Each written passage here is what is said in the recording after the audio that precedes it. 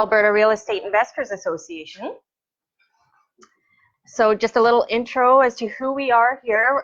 We have a mission as a group in Central Alberta, based in Red Deer, to be the premier real estate investing association in Central Alberta, with a principal focus on educating, networking, and creative opportunities. Our vision is to create financial freedom through real estate and investing. These are our sponsors so far. I don't know if you wanted to come up and help do the intros on a few of these. Yeah. Okay, so obviously most of you here know myself and Cindy, so we're both sponsors of Caria. But we have some other sponsors as well that we are really appreciative for, because without them, you know, Caria wouldn't be able to do some of the things that we do, right? Bring in some of the fabulous speakers that we have come in, those types of things. So we have some businesses that have sponsored Caria. We're always looking for more, and we can discuss if anyone's interested, some of the benefits of that. But if anyone that comes to this group can do us a favor, and if you have an opportunity to use any of these businesses and their services, just please let them know that you're a part of Caria, and that would be greatly appreciated. So we've got Cole's Electrical. That's actually my husband's electrical business, so I'll vouch for him. He's fabulous. He's been doing it for 20 years. He does lots of renovations and things. So if you've got a rental property that needs an overhaul, he'll be happy to help. Solomon Financial. So Jan Dick is the CEO of Solomon Financial. They've got offices across Canada, and there's some information on your table about Solomon Financial, and they actually let us use this space. So I'm very grateful for them. If you are interested in doing any type of financial planning, the brochure there kind of explains about some of the services. Everclean Solutions, they do furnace cleaning. So again, you buy those rental properties and you need to clean up those furnaces, please contact Everclean Solutions. And then Serta Property Inspections, Alex there is fabulous. Yeah, I have a lot of experience working with Alex. He's one of my go-to home inspectors. He's very thorough, very detailed. He does a lot during the year, so he's really good at what he does. He keeps up to date with all the education and courses he needs to take. He does wet inspections for fireplaces and sewer inspections himself, so he doesn't farm it out to a third person and does any upcharge or anything. So he's really great with that. He's really communicable and you know, textable if you ever need anything from him. He usually comes out for a second look on things if you ever need him to. So there is some business cards for these businesses at that back table when you walk in. So if you think you can use their services, please grab some cards and give them a call. Yeah, thank you. Oh, and the music. I kind of turned it out. There we go. Or not. There we are. Okay, don't hear it anymore. So this is the Caria Management Group. We have a team of excellent people that really help make what we have going on happen. So there's myself and Danelle, Gail Chapiel. I think she's at the back of the room. There she is. Tim, he's not here right now. Tim Barry. Keith Westfall is right up here. David Bailey is right over here in the corner. And Matthew is not currently present. Matthew Laverne, he's the property manager with the Realty Store, which I did spell wrong. So a little bit of an update on the memberships for our group here. So on the meetup page, we have about 391 members online signed up. So that's gone up a little bit, and 173 likes on our Facebook page. And then we have a few members on our Facebook group as well. So being a member, we do have a few benefits. If you do buy into a membership, it does help out our group when it comes to paying for resources and information and speakers to come in from out of town to kind of help give you the information and bring it local for you. So any little bit helps. If you do buy a membership, we do recycle it back into the group to give you legitimate resources. There's a little bit of glare. I think if we pull down that screen quickly, that'd be helpful. Mm-hmm. Thank you. Couldn't reach that. Read a little bit better. There we go. So you'll be a part of our Facebook group if you do pay for a membership and you are a member. Opportunity to post deals and at least get first dibs on them for at least 48 hours. You can respond to deals, bit of networking on that group page as well, and you'll get the recorded events on that page. If you happen to miss it, some people can't attend, so that's where we post the recordings, which is where we're recording right now. You'll be able to see this at a later time on that page. If you aren't on that page, please get in touch with either Danelle or myself, and we'll figure out how to put you on there. Why join? A few benefits. We've actually reduced the amount that you pay for this second half of the year from January to May. It's $100 for one membership and $50 for spouses. It's a tax deduction. Again, you'll get exclusive Facebook membership page access to the previous videos, market updates, sponsor posts, landlording tips, and exclusive opportunities. And I think I repeated that one. So yeah, there's the summary on that. Drop-in fee $20. Spouses are $10 on top of that. You can, if you wanted to, you can e-transfer payments to that info@caria.ca or go to the caria.ca website. Just one quick note here, we are still promoting these two books. They are on sale. We have a black book, it's called a negotiation journal. So this is where you can keep track of your deals. You write each deal on each page. It's really handy for green investors when it comes to keeping track of the deals, the addresses, the details, the contact numbers. I find it really useful, well, especially for myself in the first few years, to keep track of things, and then you start to see patterns when it comes to certain properties. This is a good resource to have to keep track of those types of things. Strategic journal, it's like an agenda, again, for notes. We have copies that are open here if you're interested in looking at them and interested in buying them. Just contact one of the directors. Yeah, for sure. Okay, get Danelle to do that. Okay, thank you. And yeah, sign up for a membership. We'd appreciate any member coming on board. Oh, and member introduction. So if you don't mind, we're going to get each one of you to kind of give a little bit about who you are. Don't be nervous or anything. I mean, we're all kind of in this together on the same, with the same goals. So kind of explain who you are, what brought you here, and maybe a little bit about your experience. So maybe we'll start with Danelle. I'll go last, I guess. Sure. So I'm Danelle Cole. I'm a mortgage broker at the Place to Mortgage. I'm also a property investor. I purchased my first property when I was 18, built a home with 6 bedrooms, rented out each bedroom individually. A year later, I turned it into a rent home. So that was kind of the start of my real estate investing path. I've been doing real estate investing for about 10 years. My favorite strategy is still rent to own to this day. But I do a lot of different vendor takebacks, different creative strategies. Went to school for psychology for about 3 years, left it to become a mortgage broker because that's what my heart is. That's what I love doing. So, okay. And David. Okay. Daily, I'm retired. I don't have any rental properties at the moment, but I'm still looking. Mm-hmm. I'm in the middle of doing a joint venture at the moment with Terry and his wife, etc. Mm-hmm. I'm basically new to real estate investing. I'm still learning, etc. from these good people. That's why I come to these meetings. Mm-hmm. Awesome, thank you. And Martin. I'm a little bit late because we were already and my wife said I'm not feeling well. Oh no, sorry to hear. Otherwise it would be one of the first ones in the problem. Mm-hmm. Just I'm retired.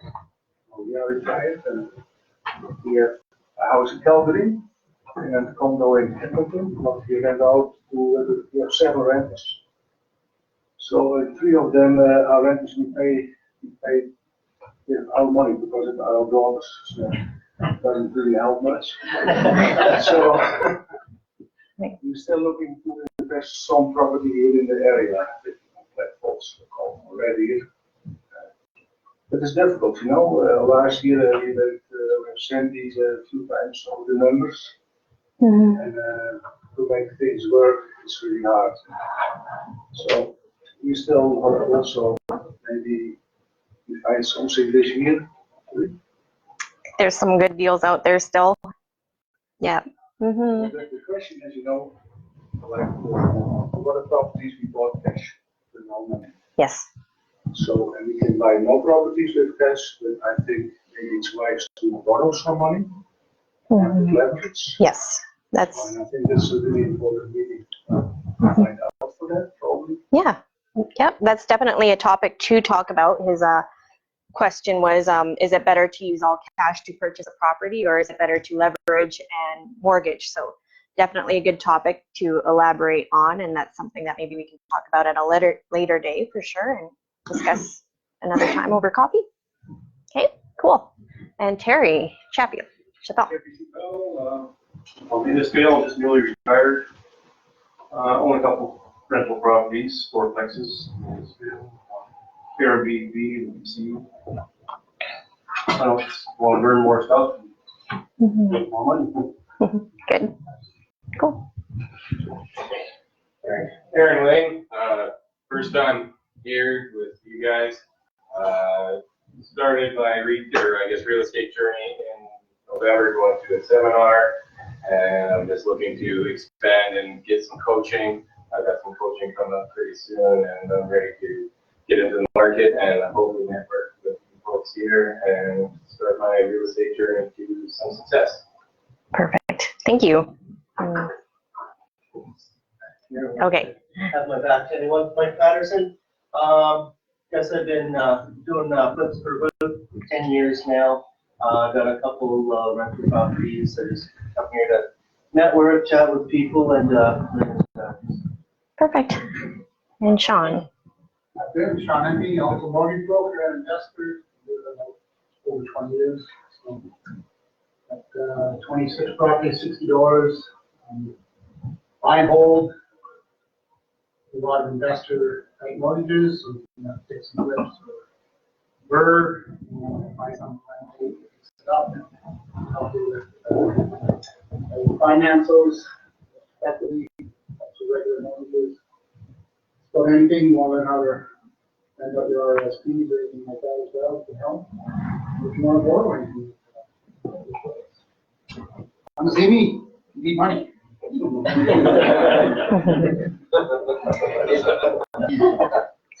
Nicole? You? I'm from Yoga, so I have 2 properties and have a rental in Springbrook, and we have a house that we have a 2 suites, I guess, in Yoga. And I'm looking to, I guess, network and try to expand this year. Perfect. Thank you. And maybe start in the back. My name is Stephen Marwan. I'm from Note as well. Just looking at getting into commercial investment properties. See what we might. Beautiful. I'm John Marwan. I have 2 small commercial properties that I started investing 2 years ago, and no other money, so I need to turn over some cash to see that would be well, it is a good one. So we're just trying to gain some credibility and learn how to introduce ourselves. Nice. My name is Ken Dubicek. I've got a few single family rentals in town here. I've speeded all 3 of them, and looking for the 4th, I guess, as well. Perfect. And Sean? Hey guys, John Claremont. Probably chatted with most of you before in the past, at one point in time or not. Majority of the focus actually these days, so John and I actually have a fund that we want to go to do some kind of large scale rental home projects, not kind of big. We're using a lot of creative means for capital raising for like your trust, things like selling shares and debentures, bonds, that kind of thing. So anyways, I won't bore you with all the details. If you're interested in learning more, just let me know. And my name is John Simcoe. I've spoken here several times. I'm probably Dave Dubeau's biggest fan. I follow him around and I go see him every day because every time he says something, I pick up another nugget that maybe I missed the last time or whatever. And so I'm here to learn any way that I can sharpen my game even further. Doing a lot of Airbnbs out in the Okanagan area right now.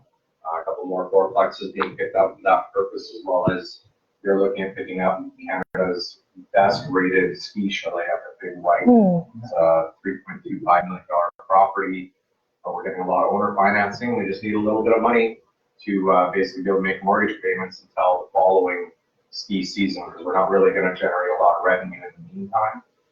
We're still going to do weddings and other stuff because it's underutilized. The owner only rents it out 3 months of the year and lives in California. So, you know, if someone wants a nice crowning jewel of an Airbnb, it rents out for $7,000 a night. And, we're looking at about $16,000 a month holding costs. So I think it'll be a very good project. You know, of course, if you got registered funds, we can use it on that deal too. So come see me afterwards if you want to talk some more. Perfect. And sorry, I don't know your name there. Ken? Nice to meet you. I'm a project manager in healthcare. Yeah. So just transitioning into the property investment, to gain more knowledge. So I said, decided this year will be the year that I recommend that transition. And just to seek out knowledge pretty much and network with those who are already in the market, working well. Sounds good. Just passive income that. Awesome, thanks. My name is Luke Campbell. I think Inspire member back in 2014. I haven't really done too much with it, bought some properties here and there just for I've rented. To kind of get out of my shell and Welcome, thank you. My name is Tanner Bandry. I currently own one property up in Edmonton. Just got a cash flow this month, so that's pretty cool. And looking to get into my second property or third property here in Edmonton. Everyone, my name is Jay. I'm also from Edmonton as well. I moved there from Ontario, Toronto, where I grew up. Currently, I own a rental property out in Hamilton. I have another property out in Edmonton that I'm managing as well. We're going to go back to portfolio and working with like-minded investors and network and grow as well. Perfect. My name is Keith. I've been here for a year, looking, getting ready, right? Same old, same old. But the best part about being here today is I have my clients. Who got interested. He's a little entrepreneur, wants to be, like he really does, right? And he saw a thing on real estate, and investigated it, just gone from there. And so when he gets out of school, he's like 18 now, 17, well not 18, pretty much. And we're hoping to get in, I'm hoping to get it set up so he can look at it.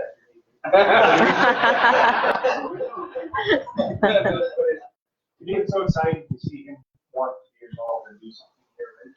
And so, you know, he's got school, he's got work, he's got things to do, but he comes and we try to do this, and talk about things, and so we're gonna make it happen one day. And I'm excited that he started at that age. I wish I had started at that age. It's been so much better. So grateful for everybody here that went up with us and listened to us and help us go forward. Perfect. Well, I'm Jason. Yeah, I guess I saw an ad once upon a time. There was a free seminar, so I went, and we went further and further and further, and I got more interested. I just kind of came to the realization that I don't want to work a conventional 9-to-5 career my whole life. I've never wanted to spend my time inside. I want to be outside. I'm going to Banff tomorrow. I love Banff. You know, I want to be out doing my own thing. I don't want to, you know, so passive income sounds like real estate's pretty good for generating stuff like that. And in the far future, I want to own rooftop party venues up and down the east and west coast of Canada, the United States. That's kind of my dream, and then I'll take care of those. So, yeah, that's what I'm here. I'm kind of getting my foot in the door, trying to get the community, meeting people, learning some new stuff, and we'll go learn some new stuff today too. One of our fourplexes has rooftop patio. That's a good area. I am incredibly impressed with your 17-year-old talk about passive income. I need to have my son to meet you. I've got a couple of doors well, capacity, and trying a little bit of money into land development and syndicated mortgages, and that's worked out okay. But I come to the conclusion I like physical property more than that. So here to learn and figure out what my next physical property needs to be. Perfect. All right. Hello, my name is Craig Fowler, and I've been researching real estate investing for the last 10 years. I haven't got my feet wet. What I did do is create my own consulting firm, and I'm connected with a company presently on the TSX Venture Exchange who is going to be building biorefineries. So I've got 3 different clean tech opportunities in my portfolio. Another technology that can lay 15 kilometers of utility lines, fiber optics, or pipeline a day. On the industry standard is about 1 kilometer. And connection to suitcase satellites that will go up in the lower orbit and monitor pipelines. So I'm interested in capital raising, and I love taking courses. Perfect. Thank you. Now it's my turn. I'm Cindy.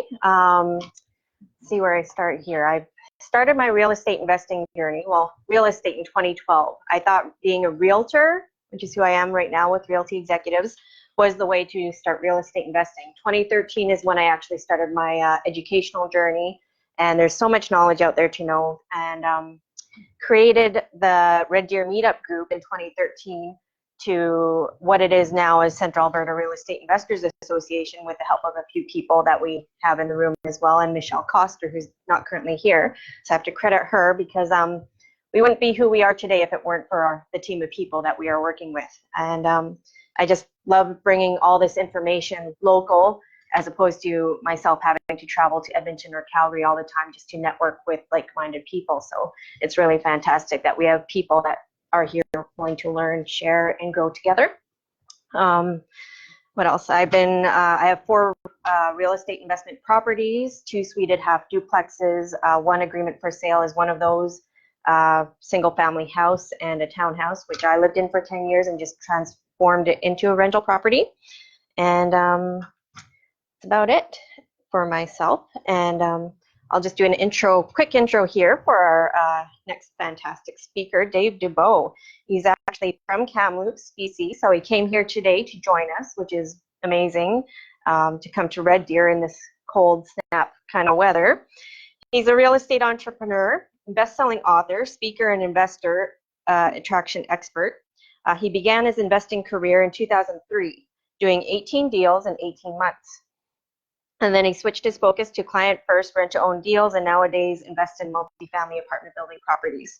For the last several years, Dave has been the world's #1 investor attraction implementer, using his proprietary 5-step money partner formula.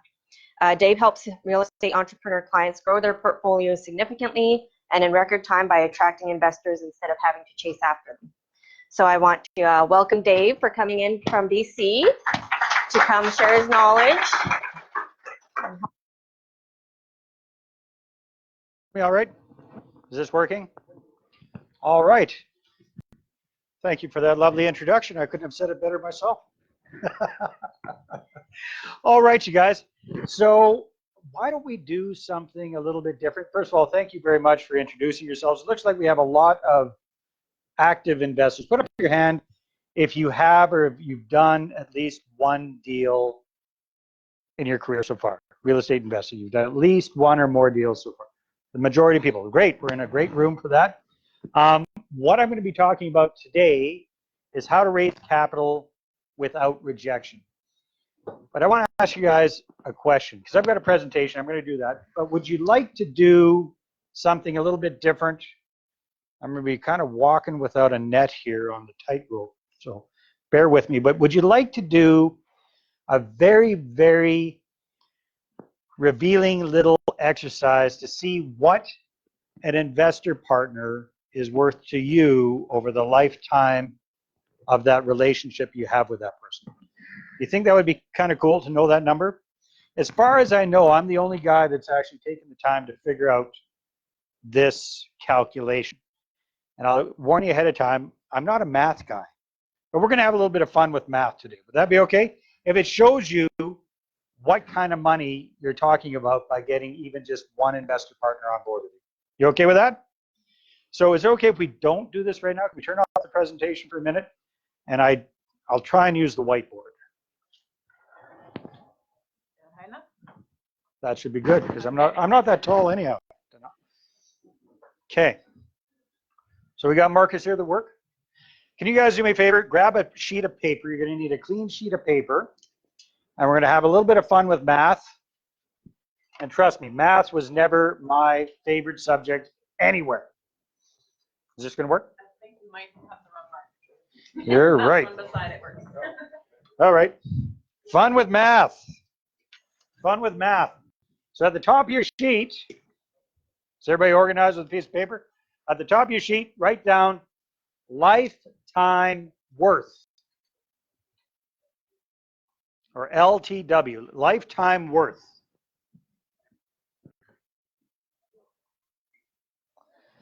I used to call it lifetime value, but the challenge with that is LTV. What does that mean in real estate talk usually?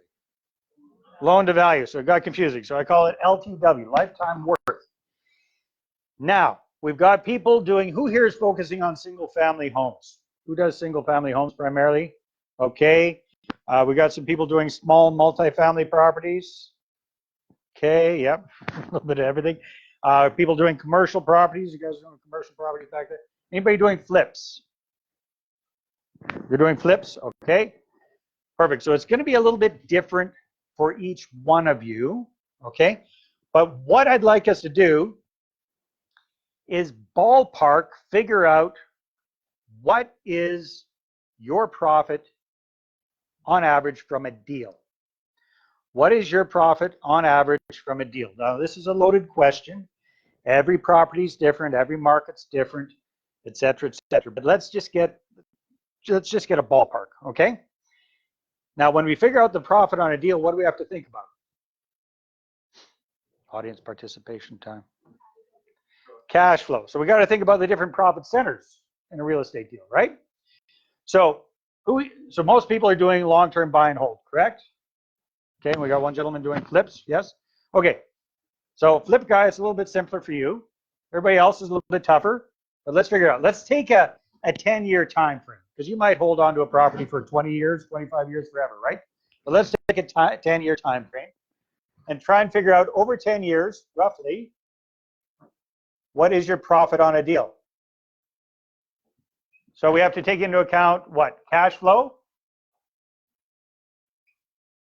What else? Appreciation?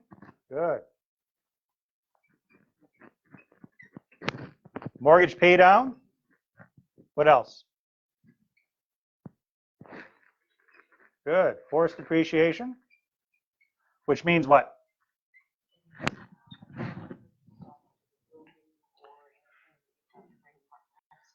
Right, so we heard some people are doing the BRRRR strategy, right? So you buy a property, you fix it up, put a suite in it, whatever you're doing, you increase the value of the property. Or you get the multifamily investors, you do some improvements on the property, that's going to increase the value of the property. Would you agree? Okay, good. Anything else? So you got cash flow appreciation, mortgage pay down, forced depreciation. What if you get a bit of a deal? Has anybody here ever bought a property under market value? In other words, got a little bit of a deal on it, right? What do we call that? Awesome. We call that instant equity. You don't get it all the time, but. Okay, and what's that? If we're holding on to a property long term, does it sometimes make sense to get that little tax break the government offers us, but then takes away eventually when we cash out of it? What is it? Depreciation, exactly. Okay, so those are the big ones that I'm aware of. So again, you guys, we don't have all day to crunch every number beautifully, but can you give me a ballpark idea of what you think on average for the average kind of deal you do, whatever your bread and butter is, because I know, John, you do a plethora of different strategies, but what's your bread and butter strategy? What is your average profit on a deal over time? Everybody got it? Now, if you're brand new, and you haven't done any deals, that's cool. Look over the shoulder and somebody sitting beside you who has. Okay? Does that make sense? Okay, so let's hear some.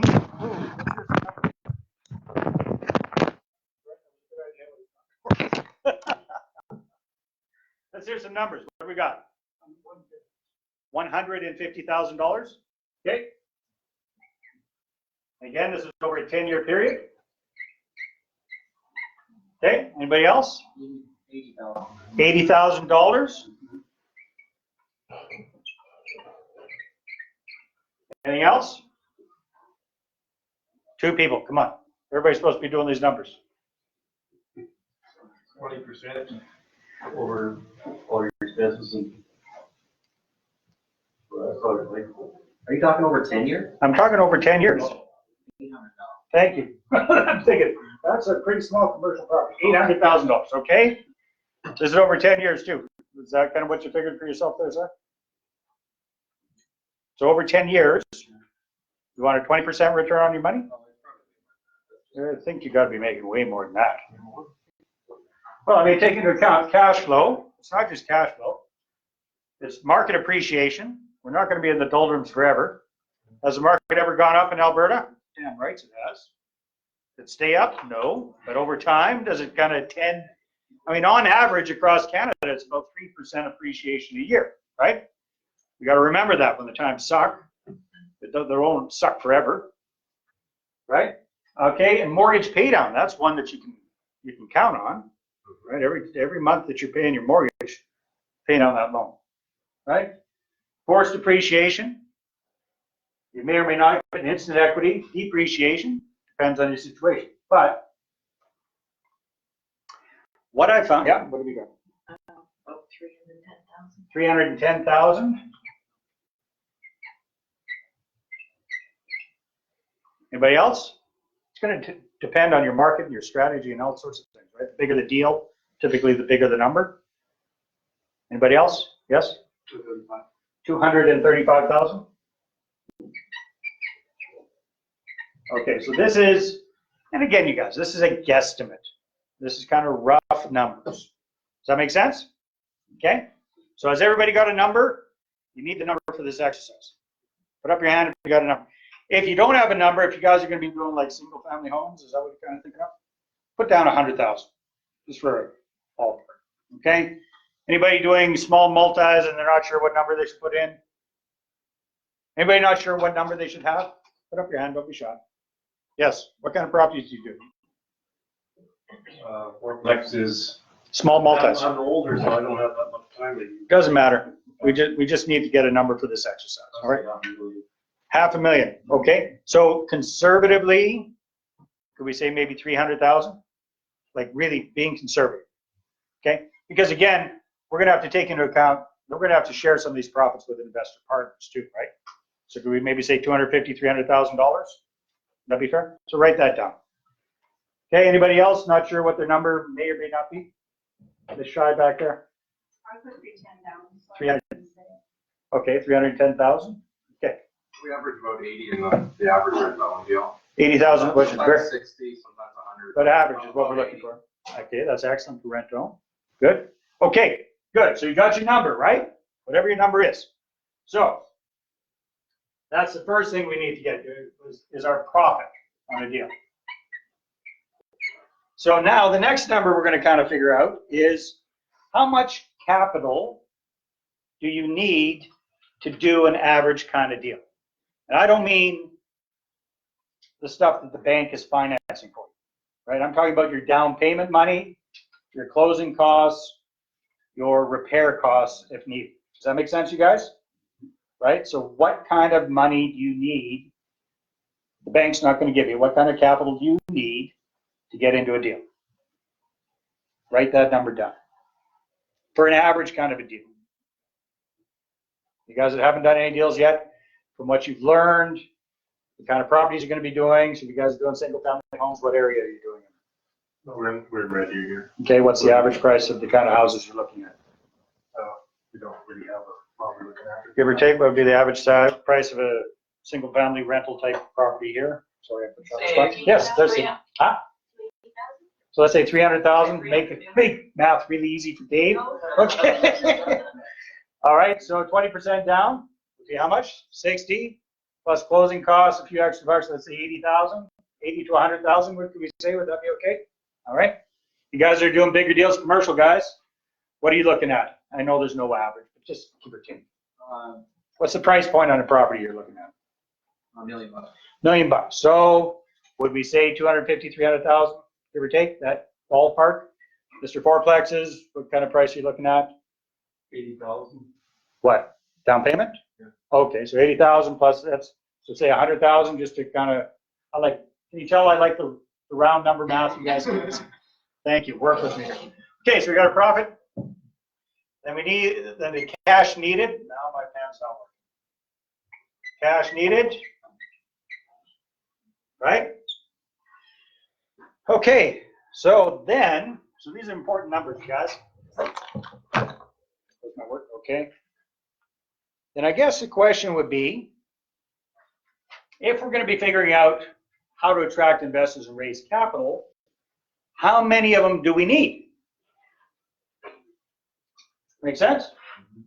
But let's not look big picture. Let's just look at one deal. How many investors would you need to do one deal, the average kind of deal that you're doing? Here's what I'm going to recommend you guys. If you're dealing around $100,000 or less, let's say around, that kind of ballpark figure, I'd suggest you focus on having one investor per deal. So another one investor to bring the $100,000 to the table. One of the big mistakes I see a lot of people doing is they want to get everybody involved and let people in with 5, 10, 15, 25 grand. So to hodgepodge the 100 grand together, they get 6 people. Well, that's just 6 big pains in the hind. Okay, so we want to avoid that. I suggest your minimum investment should be 100,000. Even if you're looking at me skeptically right now, play along with me. All right? Okay, so who needed? So you guys back there, you're doing $1 million deals. You probably need how many investors? 3. Okay. Who else had different numbers here? So we had 100,000 here, 300,000 there. What kind of money do you need for the kind of deals you want to do? I'm not shopping where it's expensive anymore, so probably 80,000. So 100,000 to one investor. Okay. Good. All right. So then you have your minimum investment amount, right? And number of investors per deal. Bear with me, guys. We'll get to the calculation here quickly. All right. Now, let's assume that we do a good job with this deal, that our investors are sharing in the profits. We're doing all the work. They're sharing in the profits. They're happy campers. They're chugging along. Chances are they going to reinvest with us when we get them their capital back?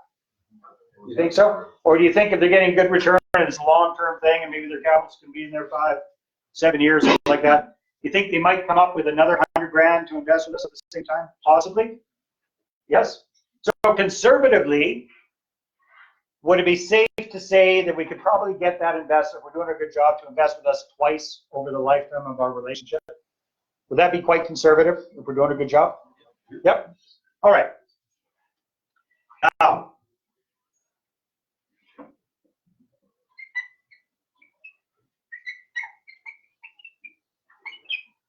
Mr. Flipper, you're a slightly different situation, right? How long typically does it take you to do a deal? These days, a lot longer. Okay. But usually it's like 6 to 8 months. 6 to 8 months. All right. So Mr. Flipper, if he's doing a good job and his investors are happy with him, chances are they're going to invest with him more than twice. Would you agree? Right? Why? Because their money's getting turned over quicker. Does that make sense? He's got a higher velocity of his money. But us long-term buy and hold folks, it takes us a lot longer to get our investors their initial capital back. Does that make sense? So, Mr. Flipper, I'm going to suggest that you can put down 6. I'm going to suggest you're doing a good job. You can get that investor to invest with you at least 6 times. Would that be fair? Does that make sense to everybody? Okay, good. And one last little piece of the puzzle here, you guys. So, let's say Danelle's my investor partner. She's invested in a deal with me. It's going along well. I've gotten her a good return on her money. I've been reporting to her on a regular basis. We've got a good relationship. And I'm cashing her out of the deal, giving her capital back, whatever our agreement is. Do you think I might be able to get a referral from her to another person who might be a good investor? You think that's possible? Okay. So is that going to work all the time? No. Could it work probably half the time? Would you agree? Again, I'm trying to be conservative here. We could probably make it work all the time, but let's be conservative. So we've got this thing called our referral factor.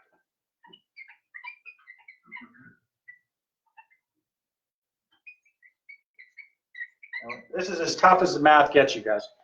I'm going to say that for every 2 investor partners that we have on board, we could probably get 1 referral to a new investor. Would that be fair? Is that pie in the sky, or is that, can you see that happening? Easily. All right. So that means our referral factor would mean that 1 investor is actually the equivalent of 1.5 investors, because we can get another investor every time we've got 2 investors. Kind of tough to explain, but do you get the point? Right? All right. Now let's do the fun with math. You guys ready for this? All right. So let's figure out the lifetime worth. So shall we say, we heard a bunch of different numbers here, but just use for an example, let's say our average deal is worth $200,000 in profit to us over a 10-year period. Would that be fair?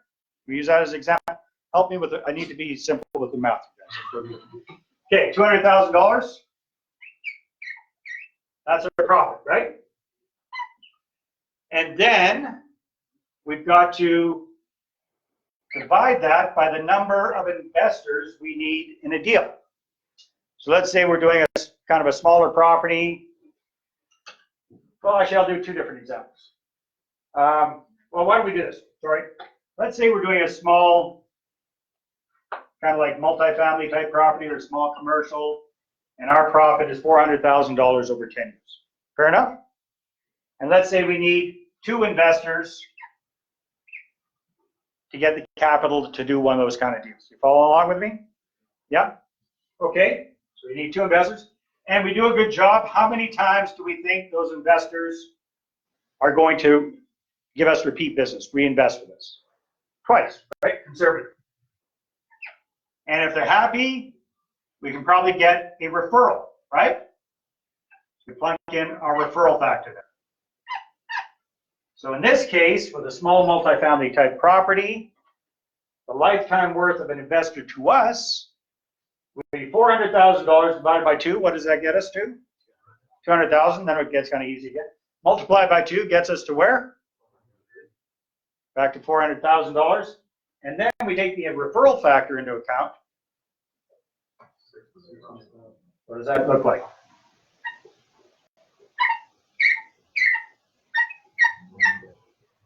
That is what 1 investor partner can be worth to you over the lifetime of your relationship with that person. Is that pretty freaking cool, or is that pretty freaking cool?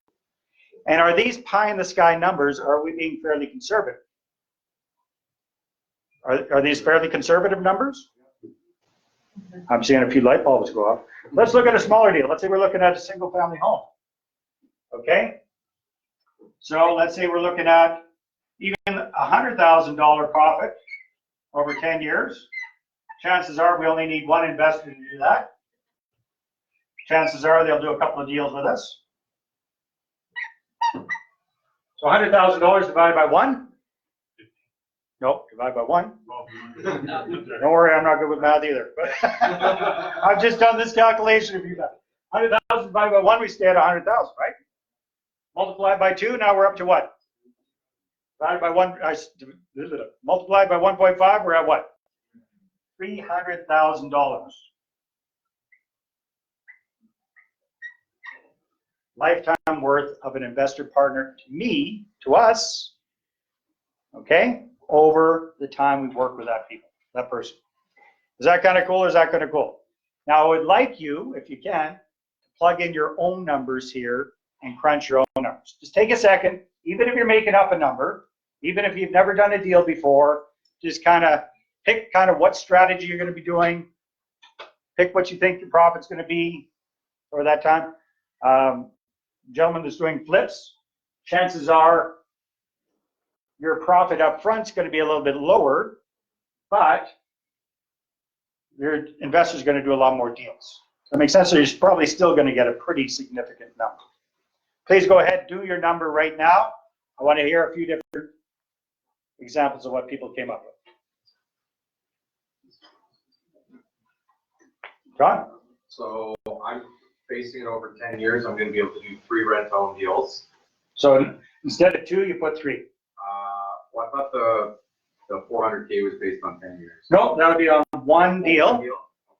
But chances are, because your deals are shorter term, you're looking at 3 or 4 years, right? Yeah, 3 plus. So 3 years. Yeah, so then I would double the number of deals an investor's going to do with it. Because I'm looking at long-term buy and hold, 10 year, 15 years, 20 years, that kind of thing.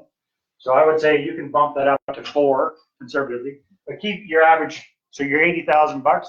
Do you say 80,000? So keep that the same, but change that. Anybody else got their number? 2 million. So commercial, what do you think your profit is on a deal over 10 years? 3.1. Huh? 1.31. That's your profit over 10 years? That's after you've paid out your investors? No. This is your profit. So what's your profit? What percentage of that are you keeping? What percentage do you give your investor partners? Roughly. Is it 50-50? Yeah, 75%. To you or to them? To me. Okay, so whatever that is of. Okay, so just recalculate your number to make sure you got it fairly accurate. Yes, Jay. So we've had 125K. 125,000. What's your profit over here? So yeah, so that's the profit. So it'd be 375. Over the lifetime of 10 years, it'd be 375. $375,000. Here's what I want you guys to do it. Say the number out completely. As we say 375K doesn't mean anything to your brain. You say $375,000. That's significant. You know what I mean? $480,000. Okay? Nisha, what did you come up with for your number? You're still chugging away there. Who else has got a number? Come on, you guys. This is audience participation. Yes. $270,000. $270,000. Assuming 30K profit and investors 6 times. Yeah, and that's conservative, right? That's pretty. You've been around the block many times. You know you can do that. Yes. Did you figure out your number? $400,000. $100,000? $400,000. So, you guys, do you see why we're all sitting in this room today? Learning about real estate investing and finding investors. Where the hell else can we kind of get these kind of profits? What other investment can we do where we can realistically get these kind of profits? Because this isn't pie in the sky. This isn't just seminar talk stuff. This is, you've been doing this for 20 years. Do these numbers make sense to you? Yeah, exactly. This is real stuff. Think about it. Let's put this in perspective. You know what the average Canadian salary is per year? $70,000 a year. How much? That's 70,000. Oh, that's household. What's the average Canadian salary? 38. I've heard all over the place. Can we say even 45, 50,000? You guys, I've been in Alberta. I'm used to those numbers, but out east, that's reality. Now, $400,000. How long would it take an employee to save up $400,000? It would never happen. That's why it would never happen. The average employee will never save up $400,000. Okay, by far. Look at the stats. Look at where Canadians are for retirement. It sucks. It's scary. That's why we're doing this. Does that make sense, people? Now, who's excited about learning about how to get it for these investors on board? Oh, you didn't put your hand up. You haven't been paying attention. Shall we dive into that? Have you got some value out of this, you guys, so far? Oh my God. Thank you, Danielle. Danielle got some value. How about the rest of you? Let's open the doors and get a little bit of that minus 25 area here. Let's wake everybody up. That's all right. Okay, let's see if we can get the slideshow working again.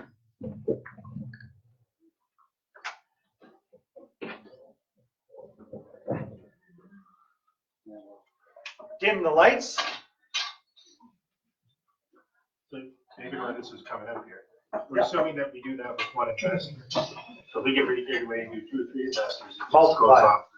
Exactly. Thank you for bringing that point. That was for one investor, you guys. So, Mr. $400,000. Imagine if you had 2 or 3 or 4 investors. Right? You're talking about time frames. You can make up for time with a little bit of volume of investors. Right? So if you don't want to, if you want to condense it, just do more deals with more investors faster. Make sense? All right, perfect. Thank you very much, you guys. Quick question for you. If I've got some audio to play on here, we're gonna have sound? I think so. Not sure. Is it all plugged in for all that good stuff? We'll find out. I'll be up here. Okay, guys. So now back to our regularly scheduled programming. Was that okay? Did you mind me going off on that little tangent? Is there some value there? Good. All right, pitter patter. Let's get at it. How to raise capital without rejection. Who likes that idea? Who would rather get their hand? Nobody. Thank you. You're in the right place. Okay. Big thanks to Danelle and to Cindy and to Tim and to everybody who's part of Korea for inviting me out here today. And who likes free stuff? Anybody like free stuff? Okay. So I got some free stuff for you for coming out here today. First free thing I'd like to give you is a copy of the slide deck from today's presentation. Because I'm going to go through about 180 slides very quickly. And I'd rather you focus on the big picture, the gist of things, than trying to take down notes like crazy. Does that make sense? So would that be helpful? Yes. Okay.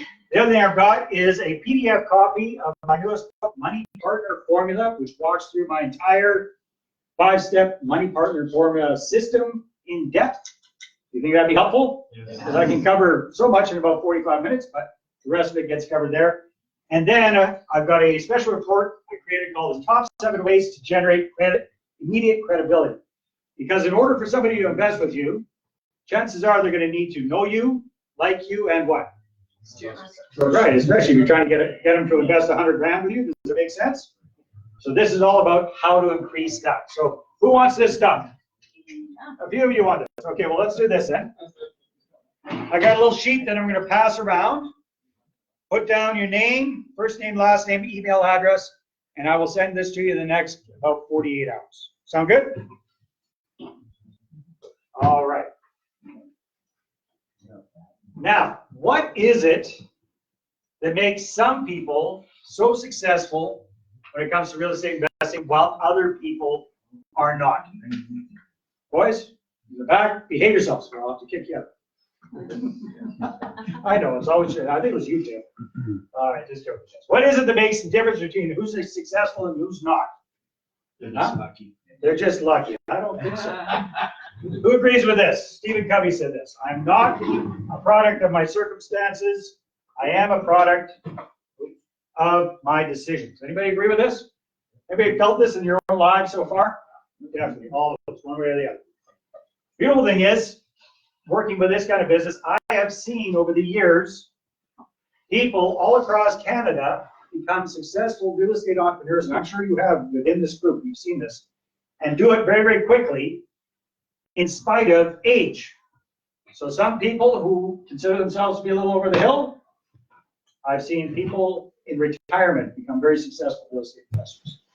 Young guys and gals. I've seen young people. In fact, one of my clients, and I'll be sharing the story with you, their 15-year-old son just bought a 5-plex by himself without his parents' money.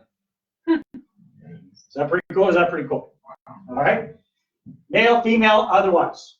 Doesn't matter. Nowadays it's beautiful. My own mother was a real estate entrepreneur in the 70s and 80s before there were gurus running around the country teaching people how to do stuff. Back in the day when there was that big glass ceiling for women professional, right? She built up a portfolio of over 50 doors back in the day, all right? So male, female, otherwise, doesn't matter. Doesn't matter the color of your skin, where you're from, none of that matters. Doesn't even matter if you've got a lot of money or not very much money, your current credit situation, your contacts, your experience. some people become very successful very quickly. What is it that makes a difference? All right. It also doesn't really matter what strategy they do. Everybody's looking for the silver, the silver bullet, or whatever it's called, right? The magic bullet. People are successful with buying hold of single-family homes, homes with suites, burrs, flips, rent-to-own deals, commercial properties, multifamily properties, development deals, going down to the States buying taxis, Airbnbs, furnished rental, you name it, people are successful. There's a ton of different ways to make money in real estate. You understand that, right? There's not one way that's better than all the others. Okay? So some people become very, very successful no matter what strategy they're focusing on. So what is this golden key to success? What is this thing that makes all the difference? Once you've got your strategy, once you've got your basic education down, what is it that makes all the difference? It's being able to raise capital for your deals. That's the trick. Who has heard of the Pareto principle, the 80-20 rule? Probably all of us. It applies to real estate investors too. I can't remember who was telling me this stat. I think it was, oh God, his name escapes me. That 80% of Canadian real estate investors, not the population, but Canadian real estate investors, weirdos like us, right, get stuck with 1, 2, maybe 3 properties in their portfolio, and they stay stuck. Why do they stay stuck? They ran out of money. Because they ran out of money and or credit to buy more deals. Does that make sense? So what is it that makes all the difference? It's having access to the capital for your deals. Now, if you don't already have a bunch of investors chasing you down, I think I know what might be holding you back.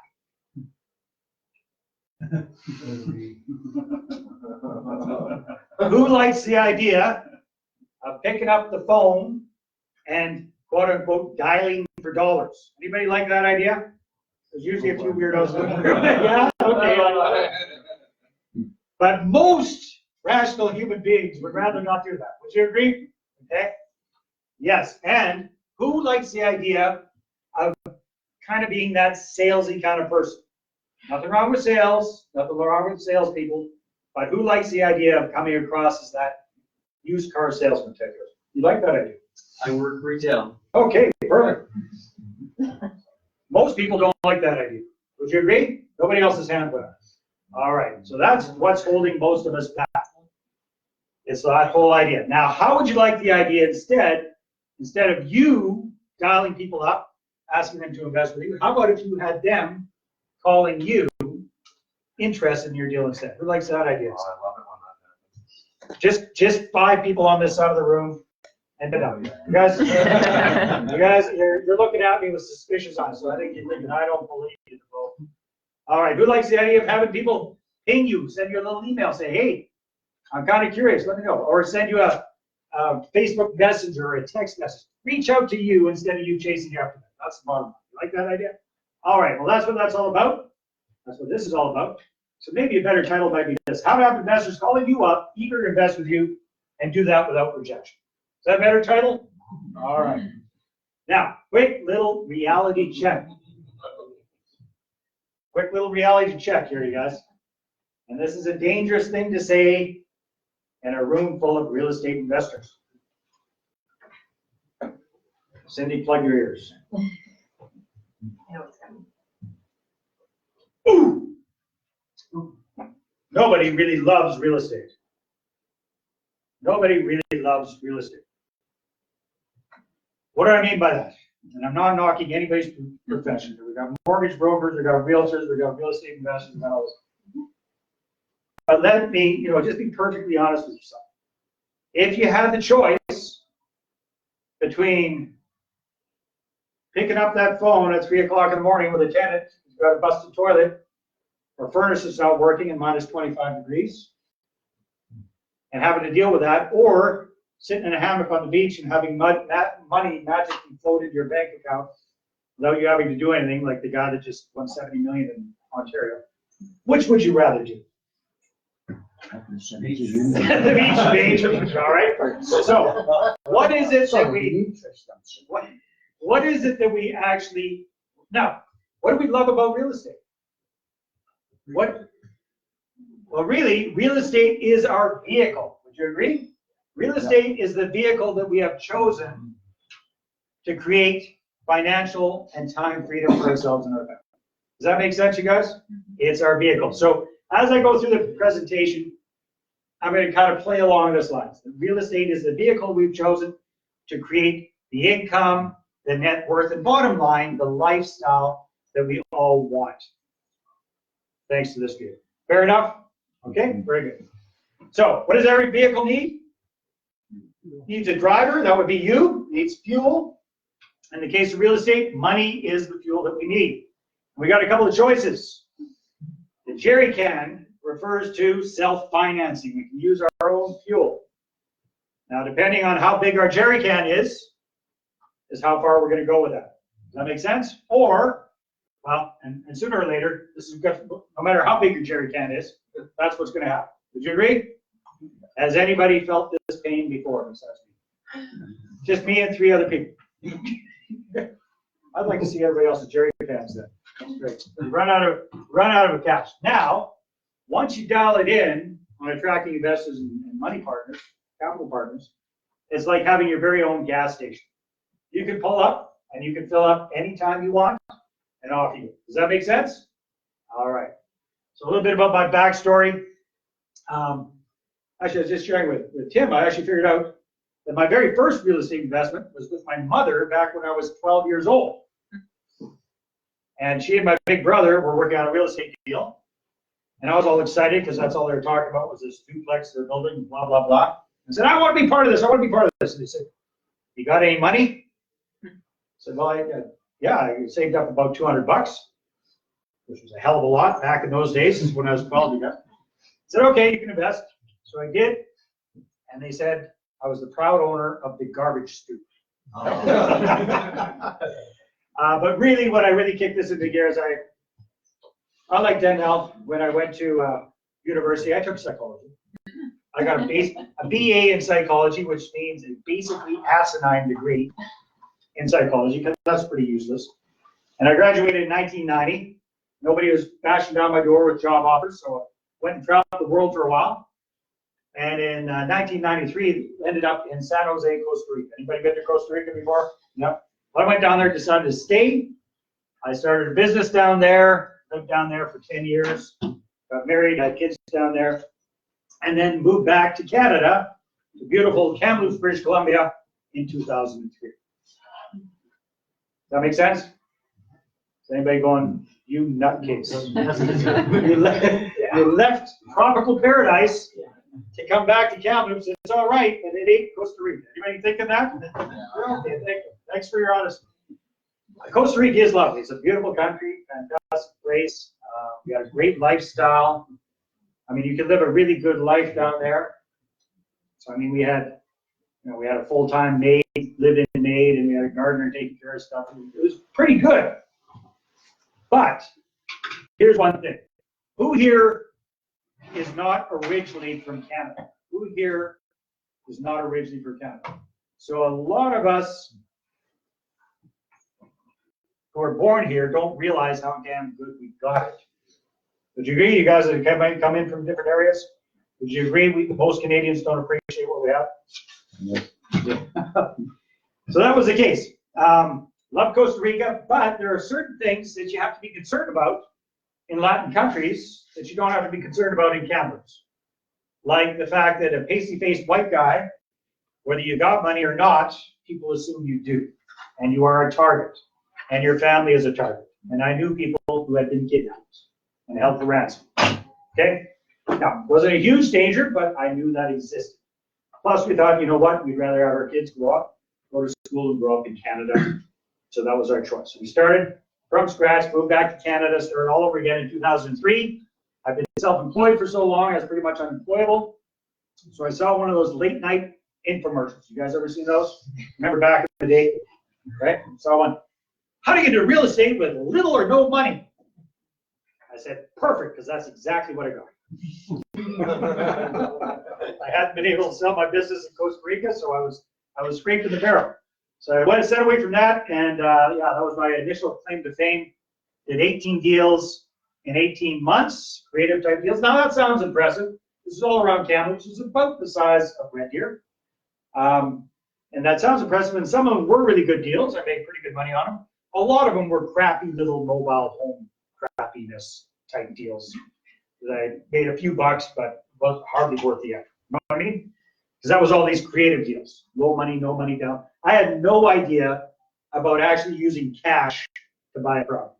I had even less idea about partnering up with somebody and using their cash to buy a property. And I look back at some of these deals I did. I go, you twit, if you had just bought that sucker and held on to it, what a difference that would have made 15 years later. Does that make sense? Thank you very much. Okay, so that's what I did. Pretty good at marketing. That's always been my thing. So in 2004, 2005, I started working with a seminar promoter and a speaker and a real estate guy based out of Edmonton here, and came on board as his marketing guy for his group of companies. Did that for several years, and that's when I really kind of got passionate about teaching and training and showing people about real estate investing. So that's what I did, wrote a few books with a few very, very smart people. And then in 2010, I got into rent-own real estate investing. Who's familiar with rent-own? You're very familiar with rent-own. John was my rock star number one student of all time in rent-own. Talk about passing the teacher, big time. But this is where raising capital really, really hit home. Because by this time I was doing okay financially, I had a few bucks. And I was able to self-finance my first 2 properties. So in BC, we have to come up with a down payment, property transfer taxes, which you guys don't have here in Alberta. Yeah. Closing costs, all that good stuff, right? And then my third deal, I needed cash flow. And I remember this vividly. I had the perfect tenant buyers. You rent-own guys can appreciate this, because that's the key to the whole business, is having the perfect tenant buyer, right? Perfect tenant buyers came in. They're all excited about the program. They gave me a nice, hefty, I think it was like, I can't remember, $12,000 or $15,000 option fee. We went out, house shopping for them, found them a nice house, got it under contract, the whole bit, and all I needed was about, I think, $85,000 or $90,000 for the down payment and the transfer fees. So I ran around and I tried everything I'd heard of to do this. So I picked up the phone and I started doing what? Dialing for or cold calling. And I admire everybody who can do that. I suck at dialing for dollars and cold calling. I suck. So rejection. That's about as many cold calls as I did. And then my fragile little ego couldn't handle it anymore. I said, enough. I heard, you know what? You need to go out and turn every conversation into a real estate conversation. Who's heard that? Yep. Okay, so I tried that. So as part of BNI, as part of the local Toastmasters Club, I was part of the Chamber of Commerce, went to all these different networking type meetings, and I was shaking hands and taking cards, giving cards, and doing my little 30-second elevator pitch. And guess what happened? Nothing happened. Whew, okay, starting to get a little nervous here. Time's going by. I have to get an extension on closing. Get a 1-week extension. And then I came up with what I thought was a great idea. I said, hey, I know quite a few people. Why don't I put together a little deal sheet and email that to everybody I know? Does that make sense? So that's what I did. I put together a little PDF deal sheet showing how great this deal was, all the kind of money they're going to be making, how fantastic it was. And I emailed that to a couple hundred people. And I was so excited because I started seeing replies coming in to my email. I was excited up until the point that I started reading the replies. And the replies kind of went along this line. It kind of said, Dave, hey, haven't heard from you in 2 years, 7 years, 15 years, whatever it had been. And here you are, the first thing you say is you need money for a deal. Bugger off. Or some version thereof, right? So really what I did is I shot myself in the foot. Bottom line, I couldn't close on the deal. And I had calculated my little profit was not $80,000 because John's way smarter working in different markets. At that time, it was a $40,000 profit I was looking at. That deal went away, the profit went away. Worst thing was, my tenant buyers had given notice where they were renting. Oh, that was painful. The egg on my face that pissed off the tenant buyers big time, ticked off the realtor, ticked off the home seller big time. Both realtors were ticked off. Had egg on my face locally. You know, it's a pretty small town. Word gets around. You know what I'm talking about, right? So that's when I said, you know what? I never want to be in that position again because I had run out of gas. Self-financing, right? And that's when I discovered what I call the big lie in real estate investing. Who's heard this before? Just find a good deal and the money will find you. Heard that yet? Heard that? Anybody else heard that? Well, I call BS. I call BS on that. And I agree with Confucius and Harvey McKay, say, dig your well before you're thirsty. Heard that one? Does that make more sense? So when it comes to real estate investing, it kind of makes sense. We're using the vehicle analogy. Shouldn't we fill up the vehicle before we go on the trip? Huh? Is that just logical? So the whole idea is start raising capital. Before you've got the deal, have some investor partners lined up, ready to go on the wing. So when you do have a deal, ding, bang, you've got somebody ready to go. Does that make sense? Does that sound good to you guys?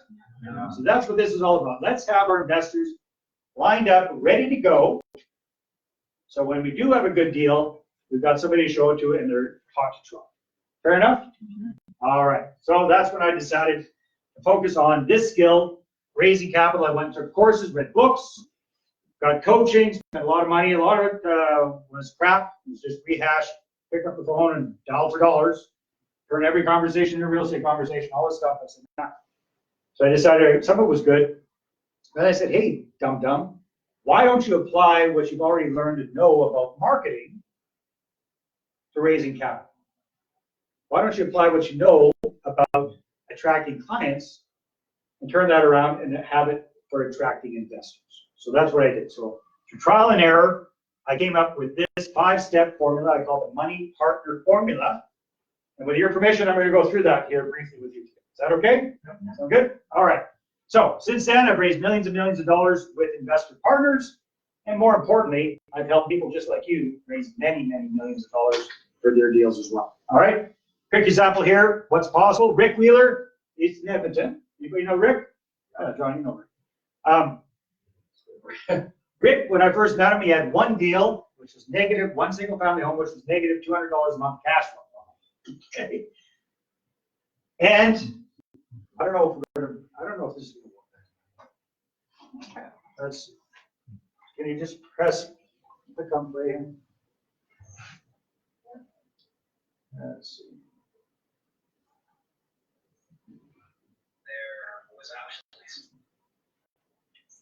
All right, we're going to see if we can make this work, you guys. I got a few short little clips here. Anyhow, Rick, we'll skip that one. We'll see if we get the next one.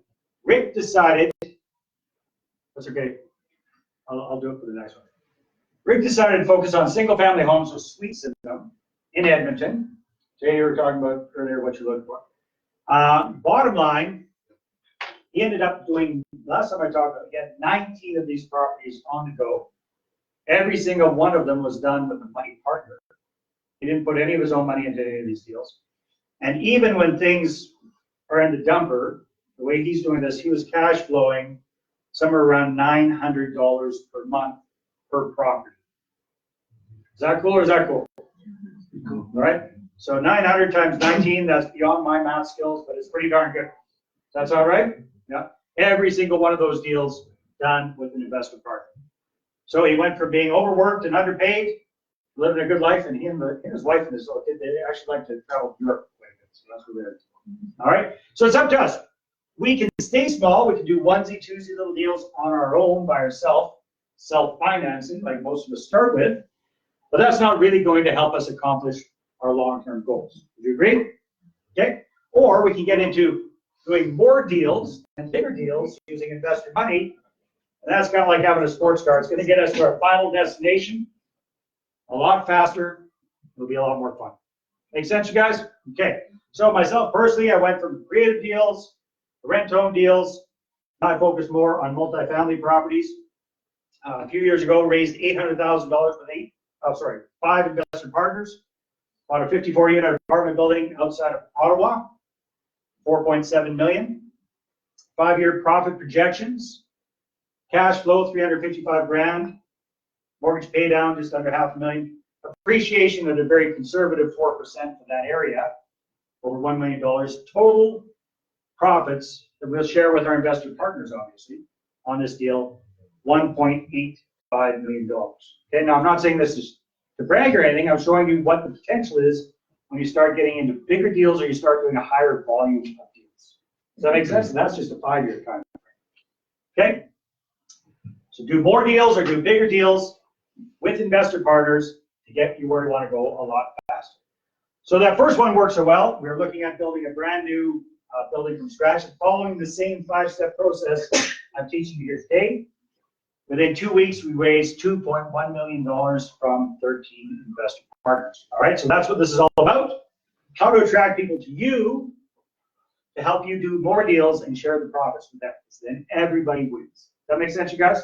So I'm going to take you through the 5-step process pretty quickly. If you guys are interested in getting into this much more in depth, I've got the pleasure of coming back to beautiful Red Deer at the beginning of February, and together with Korea, I'm going to be putting on a 2-day workshop where we go full on into this entire 5-step process. Does that make sense? Okay, so I'll tell you about that at the end. So the 5-step process is what we're going to be covering, and some of the challenges you might be facing if you're not doing this already. You don't have enough money to do as many or bigger deals as you want to. You're not sure how to get the word out.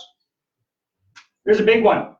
You're not sure about who you should be talking to and who you should be not talking to about your real estate deals. Okay? Because who you should avoid talking to is just as important as who you should talk to. I'll explain more about that in a second. Not sure about how to approach people without coming across as needy and creepy, or what to say or what to do when somebody says, hey, I'm interested. It's like, oh crap, now what? Right?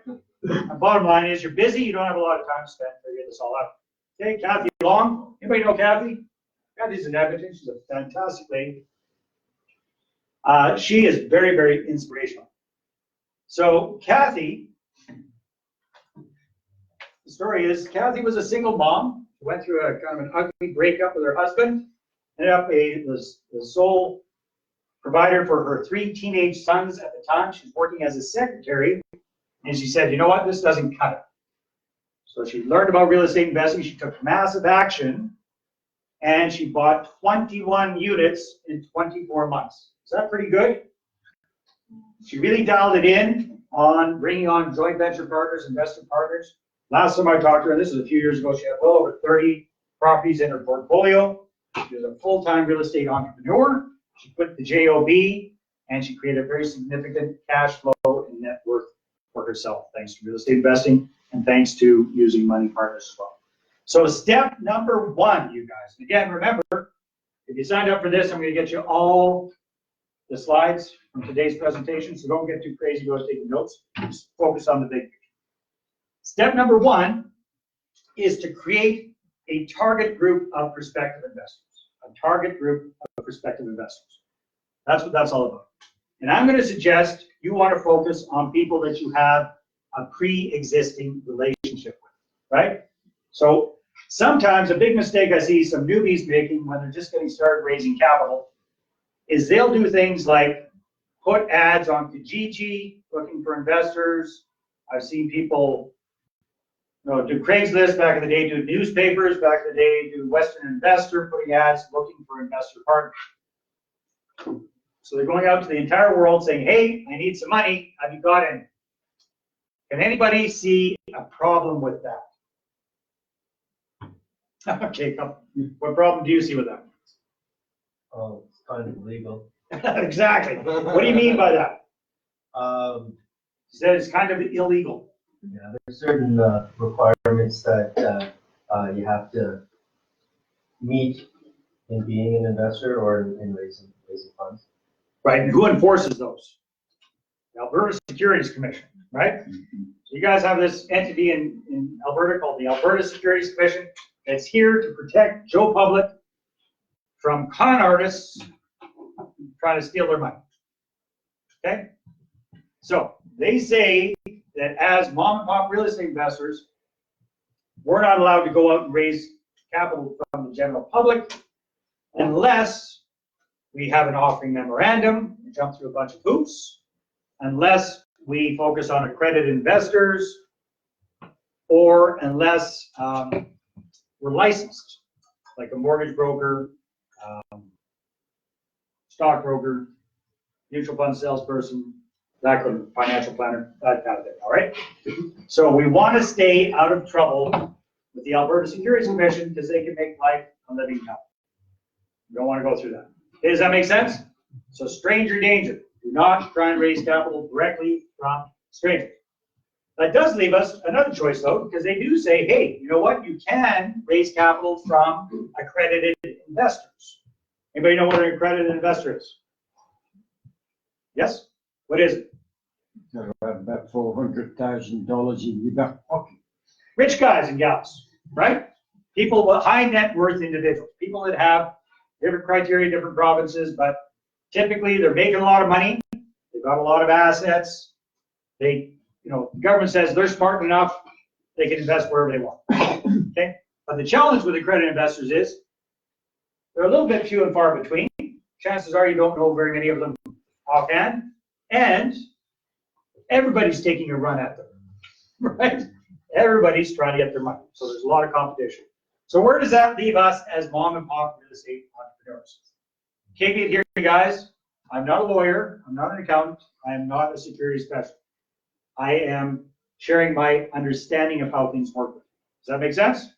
Okay, so there is an exception in there that says we are allowed to work with close friends, family, and business associates. We can raise capital from them. Okay? Where the gray area is what does close mean? And who defines close? And how's that defined? The bottom line is, this is what we want to focus on. We want to focus on this group of people.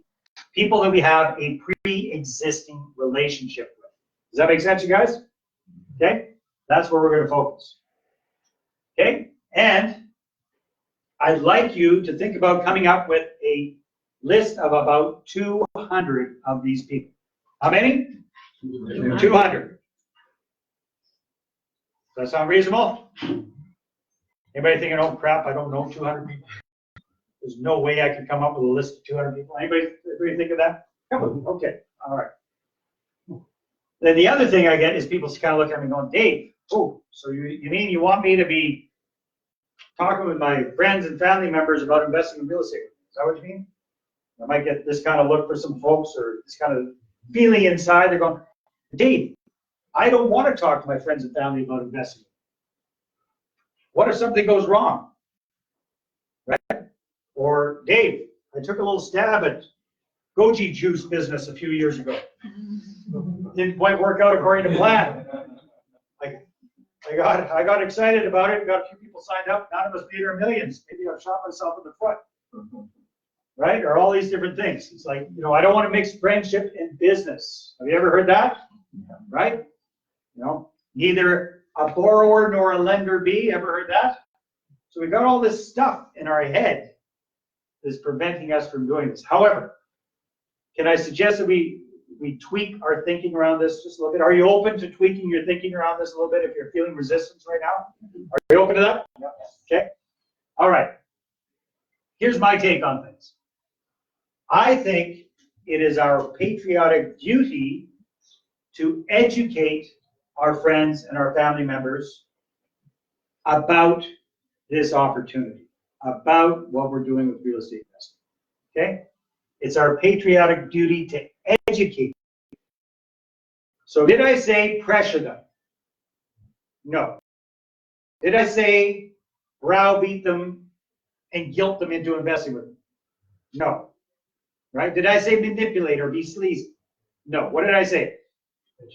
Educate people and let them make an educated decision about whether it makes sense for them or not. Does that make sense, you guys? Okay? Because quite frankly, the average Canadian, or what I call them the civilians, people who are not in this room, their investment choices suck. They suck big time. What are GICs paying nowadays? 1.6%. Okay, how much of that gets taxed? How much of your 1.5% gets taxed? All it gets taxed, right? Unless you got it in your RSPs, right? So most people, savings account, how much do you make on your savings? Nothing. Okay? Mutual funds, how much do you make on your mutual funds? Not enough. How much does investor group, et cetera, take for management expenses from your mutual funds every year? 2%. A good chunk. Highest rates in the world we pay. Canadians. Okay? All right. Bonds, stock market. Stock market. Can people make a lot of money in the stock market quickly? Yes. Can they lose just as much or more just quickly?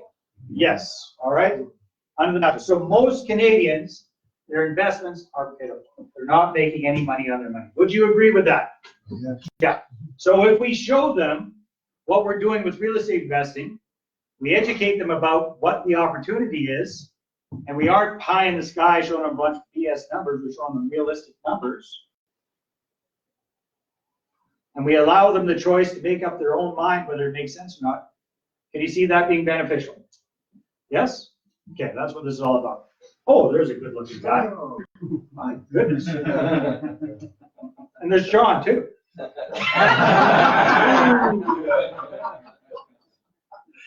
All right, way back in the day, when I first met Sean, he was just getting started with real estate. He was an up-and-comer, but he was something like everybody. He was self-financing. He self-financed the first few deals, and he ran out of cash. Went up to Fort Mac to make the big bucks. Found out he's working all the time. Plus, the properties in Fort Mac were crazy expensive, so it was a challenge. So he dialed it in on raising capital, working with investor partners. This is an interview I did with you, John, a couple of years ago. You might not remember this, but this was what was really cool. Because here's the challenge a lot of us have, is we're just thinking about me when it comes to investing. How much money can I make? Right? How much bigger can I grow my portfolio? How much faster can I retire? How much more net worth can I create? It's all about me. Does that make sense, you guys? And don't worry, I've been in the same boat. That's where I started too. But what about your investor partner? What about them? If you're sharing your profits in the deal, are you not benefiting them as well? All right. So I had John explain a little bit about what he was able to do for one of his investor partners in this interview. Let's see if this works. It's not loud enough. Is it because of the volume back there? Try that one. Now it's something that I do very regularly. Okay, no, sorry, let's start. I don't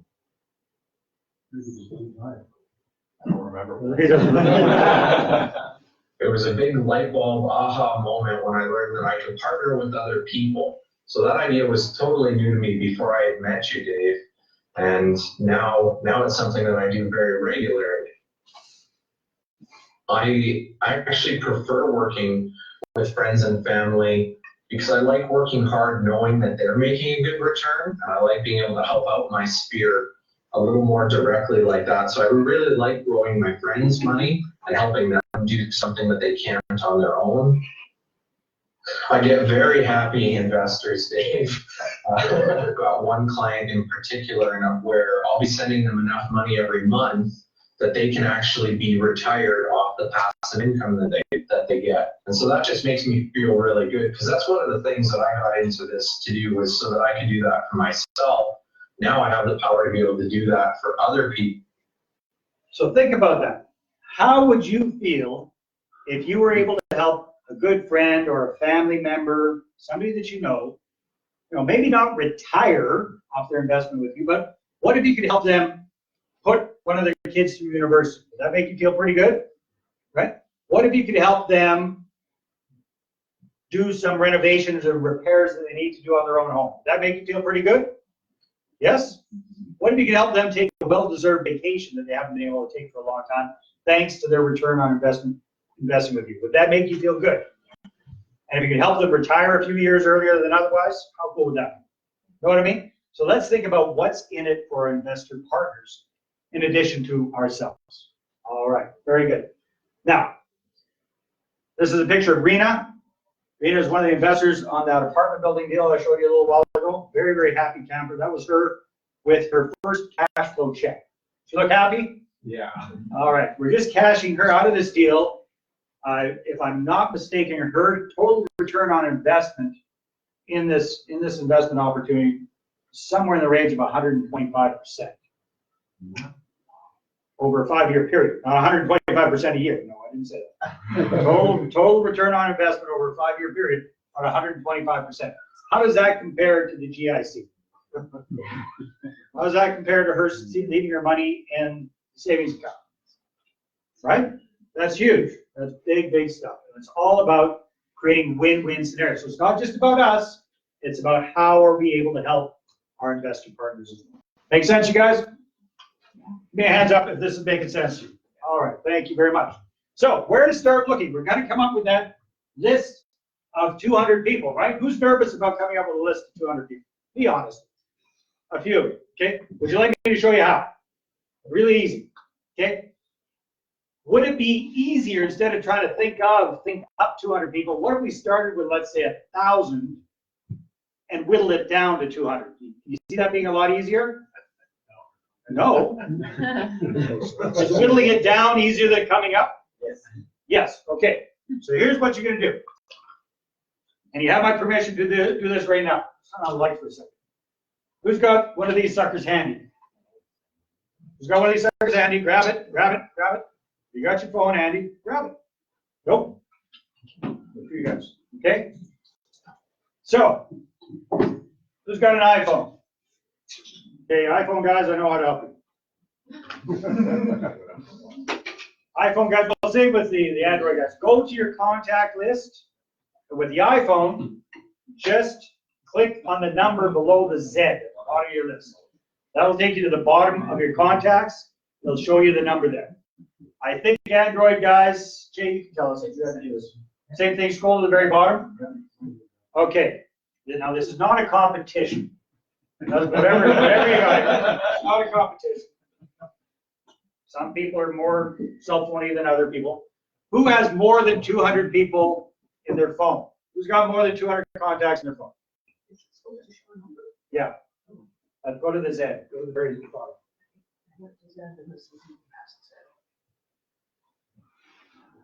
I don't know.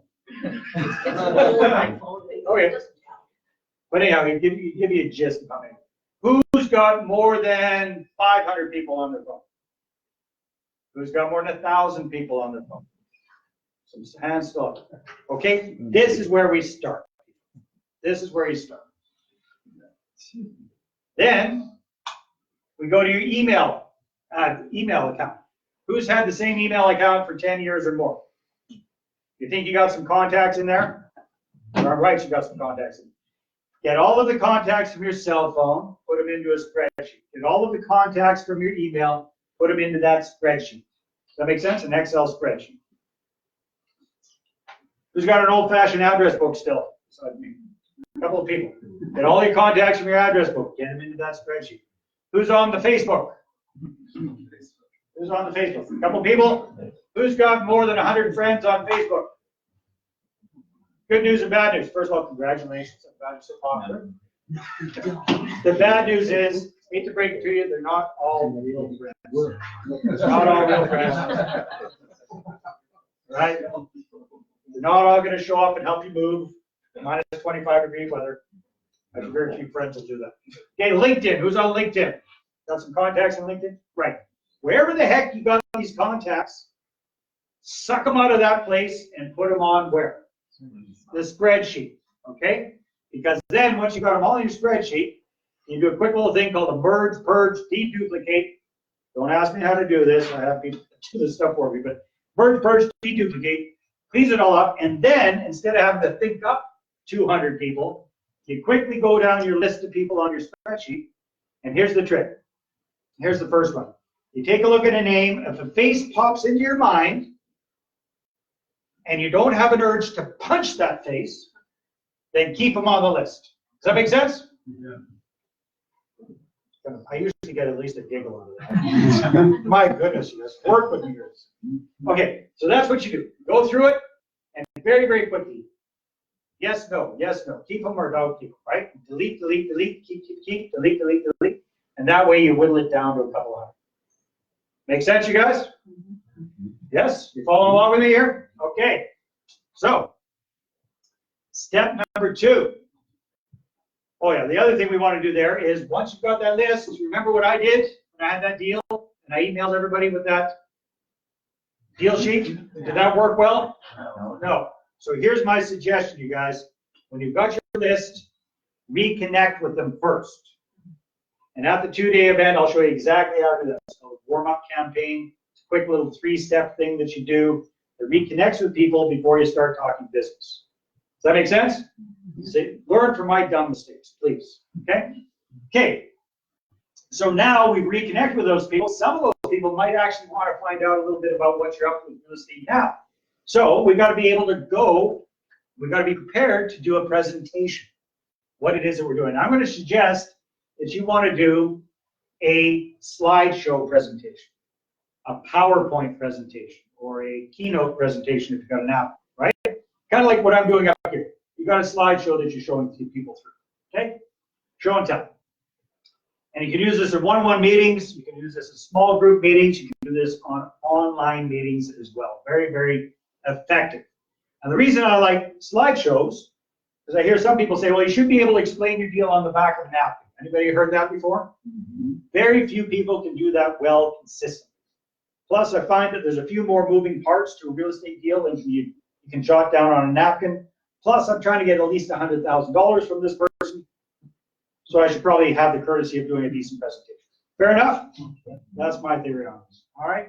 So, how well can this work? This is Brendan.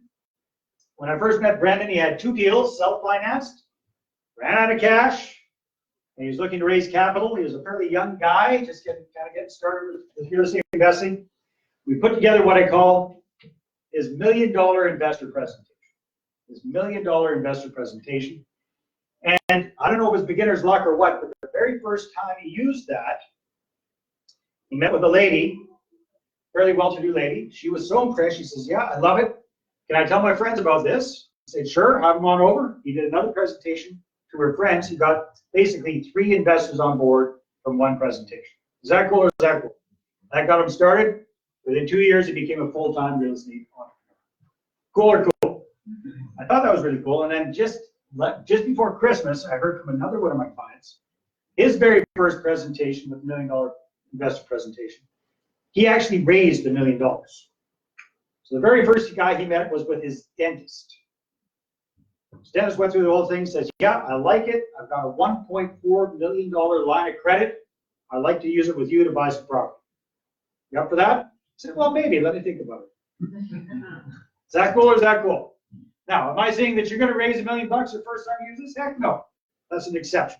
But you've got a good presentation that takes you a long way on the road. Make sense, you guys? Okay. So I'm going to show you exactly how to do this with the outline, everything at the workshop. Step number 3 of the 5-step process, marketing, constant, consistent communication. So we've got our list of people, right? We've reconnected with them on a personal level.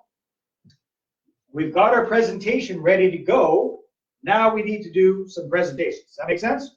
So we've got to get the word out. We've got to do a little bit of marketing to let people know what we're up to so they can put up their hand and say, yeah, I'm interested. Tell me more about your deal. All right? Now, there's all sorts of ways to do this, online and offline. And I'm going to be going into each one of these in depth at the 2-day workshop. But basically, what I want you to do is I want you to pick one thing that you enjoy doing and do it on a consistent basis. Do one thing that you enjoy doing and do it on a consistent basis. So you can do emails, videos, webinars, newsletters, e-zine, electronic newsletters, letters, cards, online, offline, both, whatever you want to do. Okay? The bottom line is, I want to help you avoid cold calling at all costs. Because if you're like me, you'd probably rather stick a needle in your eye than pick up the phone and try dialing for dollars. Right? It's no fun. So let's figure out a way that we can get them calling us instead. I love this example. This is Sabrina. Sabrina went through this process, and I was having a little checkup call with her. So we put together a contact list, and we got her $1 million investor presentation ready to go. And she had just done what I call this warm-up campaign, and I was calling in to check in and see how things are going. What's new? A lot of people want to invest now, and I have all these meetings, and I have all these appointments and phone calls, and I'm like, what? Where do I put your money? Yeah. Well, that's a nice problem to have. How come all of this interest has been generated? So It's just because of the warm-up campaign, like taking the time to simply reconnect. So that's the importance of the warm-up campaign, all right? And the whole idea is to attract people to us instead of being pushy and pushing ourselves on them, all right? So get them to put up the hand, text us, call us, email us, whatever it is. Say, I'm interested, tell me more. Who here's ever worked in sales before? Some people worked in sales? Okay. How much easier is it when the person comes to you and they already are interested in whatever the heck it is that you're selling? It's so much easier, right? Yeah. Has anybody done door-to-door sales? No. Yes, you have a little bit? Not like Not heavy duty? shoveling sidewalks and mowing lawns and stuff. Okay. So. But like old-fashioned vacuum cleaner sales. That's all right. Okay. Step number 4 of the 5-step process is let's show them that we know what we're talking about. Boys, speaking of talking, thanks. Let's show them we know what we're talking about. So step number 4 is to demonstrate our expertise and our authority, right? Because if people are going to invest with us, they need to know us, like us, and trust us, all right? So we need to be able to demonstrate authority. So we need to be seen as the expert. Now, you don't have to do a lot to be seen as a credible real estate investing authority. You need to, I'm going to suggest you want to dress up a bit when you're talking with somebody about their money. Okay, show them a little bit of respect. Plus, it's going to get you respect from them as well, right? Even if it's your Aunt Edna, who used to change your diaper when you're a baby and seen you in all states of disrepair, show her some respect, dress up when you're talking with Aunt Edna about investing. Does that make sense? It might give you a little bit of a hard time, but bottom line, they'll respect you more, and you're showing them respect as well. Next thing is, you need to be able to speak knowledgeably. Speak knowledgeably about your investment strategy, what's in it for them, and the market area that you're investing in, why it's a good area to invest, why it's a good time to invest now. Does that make sense, you guys? And here's the trick. You need to be able to explain it at about a grade 8 level. It's not that the people that you're talking to aren't educated or anything like that. It's kind of like a Reader's Digest level. Explain it simply. Who here is kind of an analytical kind of person? Usually a few. Okay, you analyticals definitely have to be careful with this, because you tend to overwhelm people with too much data. They don't want to know the data. They want to know that you know what the heck you're talking about, and they want to get the big picture gist. Make sense? Okay. Other suggestions? Good-looking materials and a good-looking website. When you're doing websites, make sure that you've got videos on your website. Very, very important. I see a lot of people with websites, they don't have any videos on them. Videos make your website pop. Spend a few bucks, I should say invest a few bucks, get some professional photos done, headshots. Realtors and mortgage brokers are good at this. We as professionals should be good at this as well. So get some good headshots done of yourself and good business cards as well. Okay, I'm going to show you all this stuff in depth at the 2-day workshop. Another great example here, Sam Perrin. One of my favorite stories. Sam is actually in Kamloops, and Sam was one of those kids. Anybody here ever want to be a cop when you were a kid? Remember when you were a kid, you wanted to be a police officer? Cops and robbers, you wanted to be a cop. That was Sam. Always had a passion about being a police officer. And when he got out of high school and university, whatever, he became one. He went into the RCMP, became an RCMP officer, and realized quite quickly that it's not as much fun in real life as it looks like on TV. And God bless him, Sam and his lovely wife adopted, last count, they had 3 kids. They adopted 3 kids, all from the same family, all under the age of 4. Whoa. And all of those kids have fetal alcohol syndrome. All from the same family. So they just brought in all these kids from the same family. God bless them. They adopted these kids right up. That's the kind of heart he is. Now, challenge was, Sam's working cop shifts. Sometimes it's days, sometimes it's night. Kamloops isn't super dangerous, but you know, being a cop has its dangers. And he said, you know what, this sucks. I want to spend more time with my wife and my kids. And he'd been dabbling around with real estate. He had a few properties, but this became his why. He wanted to be able to have time freedom to spend time with his kids.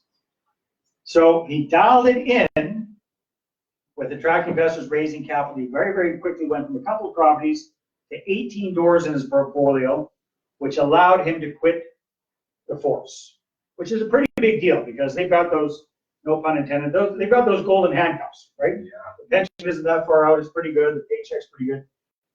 18 doors, he got into his portfolio. I was just talking with his business partner, they have scaled up. They are buying a minimum of 100 doors a year. That's what they're up to. Now they've become a full-time real estate entrepreneur. All right? That's what is available. And then once you get things going, it's so much easier. Once you've got a few investors on board, with the proper use of testimonials and referrals, you start the snowball effect, and you can bring so many more on board much easier. All right, quick review, how this can work for you. Again, real estate is our vehicle to creating income, net worth, and lifestyle. That's what it's all about, right? We need a driver, that's you. We need fuel, that's money. We got a couple of choices. We can self-finance, or we can jump in the sports car with investor partners and get to our final destination so much faster. Todd's a perfect example of this. Todd got off to a good start on his first 3 properties as a young guy in his 20s, got distracted with marriage, starting a business, having a family, having kids, woke up 7 years later, and he still had 3 properties in portfolio, and that was it. He came out to a RIA event like this, got re-inspired about real estate investing, got educated about attracting investors, raising capital, very, very quickly went out and in 6 months added 18 more units to his portfolio. Okay? Fast forward, last time I heard about Todd, he was up to 72 units in his portfolio. Quit the job, he is a full-time real estate owner. Is that cool or is that cool? That's what's available when you attract capital. All right? So it's up to us. We can stay small and slow, self-financing, or we can use other people's money, get investor partners on board to go so much faster, right? Bottom line is there's all the capital out there that you could ever need. I think you just posted on this. How much is out there in RRSP funds in Canada right now? About 1.3, 1.4 trillion. 1.4 trillion. I don't even know, what is it, 1,000 billion and a trillion? Yeah. Whatever. It's way more zeros than I can figure out. It's huge. There's only 4 trillion in Canadian currency in circulation. Well, 1.3 of it's in RRSPs. All right. Anybody familiar with Rich Dad, Poor Dad, Robert Kiyosaki? I think Bobby K says he or she who raises the most money wins. So if you're serious about this, if you really like to dial this in, I'd like to invite you out to my upcoming workshop because you've learned a little bit here, but if you really want to learn this in depth and start taking action on it, that's what you need to do. All right? So you guys remember learning how to drive? Wasn't that long ago for you. The rest of us, it's been a while, right? Now, did your parents get you a VHS cassette, which would have been in my day, or a cassette or a CD or a DVD, plunk you in front of the TV, and then give you the keys to the car and say, go for it? Is that what they did? No, they didn't, right? Chances are either they or they paid for some lessons. Somebody was in the car with you, helping you learn how to drive. Is that right? Well, that's what I want to be for you at this workshop. I want to help you really dial in this process. So I'm going to be coming to the Red Deer, February 8th and 9th for a 2-day workshop, and this really is the ultimate shortcut. And if you guys have your permission to take about 5 minutes to explain what's included with this, you guys okay with that? Yes. Okay, so here's what you're going to get. You're going to get a full 2 days of training. A full 2 days of training. Now let me ask you this. Have any of you been to any other training events like Rich Dad or who's the other guys? Keyspire, those kind of things, where you kind of get a little taster event, then you spend $1,000, you go out to a weekend event, and then they're they're still kind of teasing you, and you got to spend $50,000 to get their coaching to learn how it's really done. Have any of you been to those kind of events? That's not what this is. Okay, this is not a teaser event. This is 2 solid days of me teaching you everything I know about raising capital. I'm not holding any back. Okay, does that make sense, you guys? All right. We're going to focus on the list, how to create your list, where to look for them, how to put it all together, how to reach out to them, how to break the word, how to break the ice, how to get the word out, how to get the word out with constant, consistent marketing once you've got that set up. I'm going to give you the tools and show you how step by step, how to look the part, including what you need to have as far as an investor attraction website goes, all that kind of good stuff. Your $1 million investor presentation. I'm going to walk you through exactly what you need to have on your presentation and in what order you need to have that. I'm going to give you a workshop. You're going to have a worksheet. You're going to fill in the blanks. You can put together your own presentation right from what you're going to be doing at the workshop. This really is a workshop, you guys. So come prepared not to just sit back passively, but to actively take part. Fair enough? Okay? We're also going to practice this, do a little bit of role play so that you feel perfectly comfortable doing these presentations one-on-one in person or online, or doing great group presentations. This is Mark Onava. Mark was already fairly successful when he reached out to me. He was transitioning from single-family homes into multifamily properties, all right? And the challenge was he had a pretty big deal under contract, but he only had 3 weeks to remove the financing conditions, and he didn't have the capital for it. So this is actually a 14-unit apartment building somewhere in Edmonton, 3 commercial spaces on the bottom. That's what he had under contract. Said, Dave, what should I do? I said, okay, well, let's put together a really good presentation and do an online group presentation about your deal. So that's exactly what we did. And bottom line, within a week from that one webinar, he was able to raise the capital he needed to buy that deal. Okay? Fast forward 6 months, he found a bigger property. We rinsed and repeated this strategy. We did another webinar to his list. Within 10 days, he raised over $1 million to buy that second property. Is that cool or is that cool? Would that be helpful? Right. Now, the really cool thing about that is that second property is the one that allowed him to quit his job. And Mark had a pretty good job. I can't remember what he's doing. It's like the government of Alberta, something. Well, probably not doing much. But he had a good pension and he had a good salary, and it was one of those jobs that's kind of tough to walk away from. That second deal allowed you to walk away from that and become a full-time real estate owner. Is that cool or is that cool? That's what it's all about. All right, so here's what Mark had to say about the whole process. And it all started with him coming out to this 2-day event. Wow. I mean, the first time we got together was when I had this big deal that I didn't know how to raise capital for, and you helped me. You were really instrumental in helping me see that through. How much money did you raise from the webinar that we did? We were able to raise $440,000, which is what we needed to close that deal.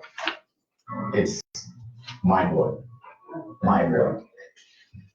All right, so I'm going to give you a step-by-step tutorial on exactly how to do webinars. And I do, you guys, John, you know how many webinars. I probably do, on average, about a webinar a week. Next week, I'm doing 3 webinars. I've been doing webinars for 10 years. So I've definitely got this dialed down. I'm going to teach you exactly how to do your own webinar, how to get the most out of it. All right, we're going to go over how to get testimonials and referrals. Cool thing here, you guys, I'm going to be sharing with you a tactic that took me 20 years to figure out. A little tactic that took me 20 years to figure out the best way I know of to get a testimonial and a referral at the same time. You interested in that? A video testimonial and a referral at the same time. Think that would be helpful? Yeah. I'll be showing you that at the workshop, okay?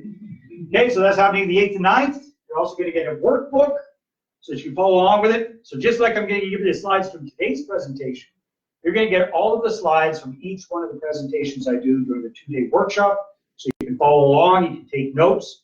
You don't have to worry about jotting everything down. Does that make sense? Okay, so you get that. Anybody curious as to what this the investment might be? Nobody's curious. Anybody a little bit? $57,000, people. Okay, so have you been to one of those 2-day workshops before? Yes. Yeah. For the $500, $1,000, $2,000, something along those lines. I firmly believe this is worth at least $2,000 because this is not a teaser. This is full-on training, you guys. All right, but I'm not going to be charging you $2,000. In fact, your investment, because you're part of Korea, is just $97 for one person, or if you want to bring a guest, 2 for $147. Would you mind handing those out, just one to each person? Maybe just I'll just pass them around. Grab yeah, one and pass it back. maybe can we get half and put them over here, you guys? Yeah. Let's get half and put them on this side, please.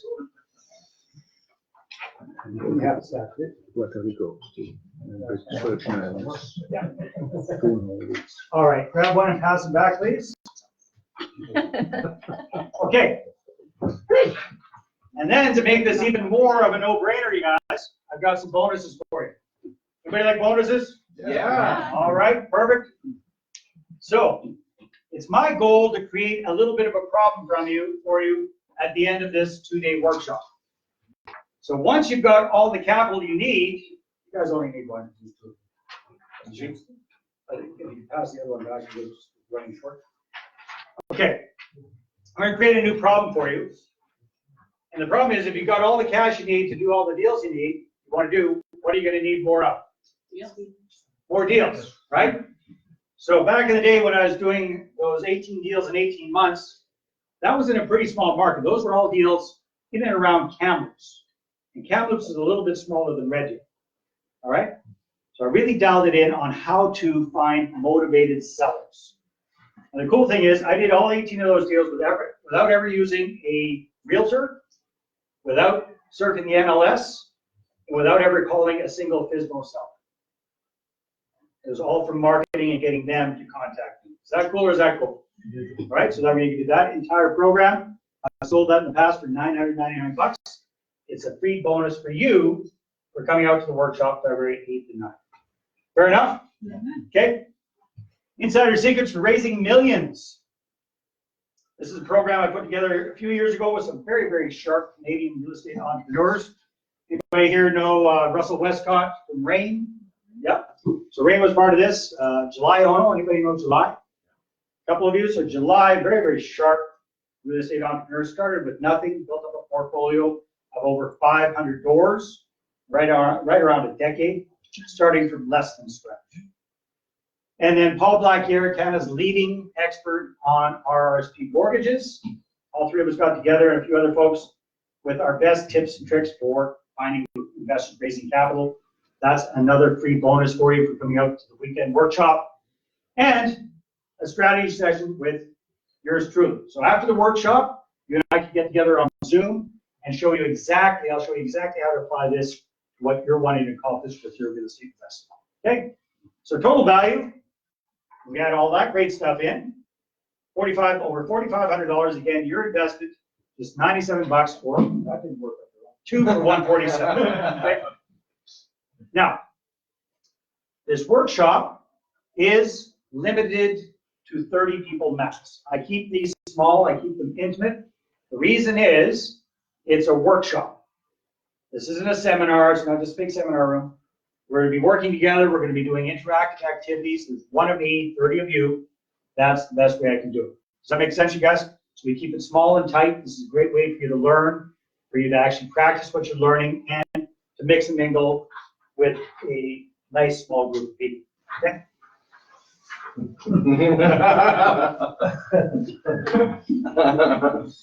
Sounds good, Dave.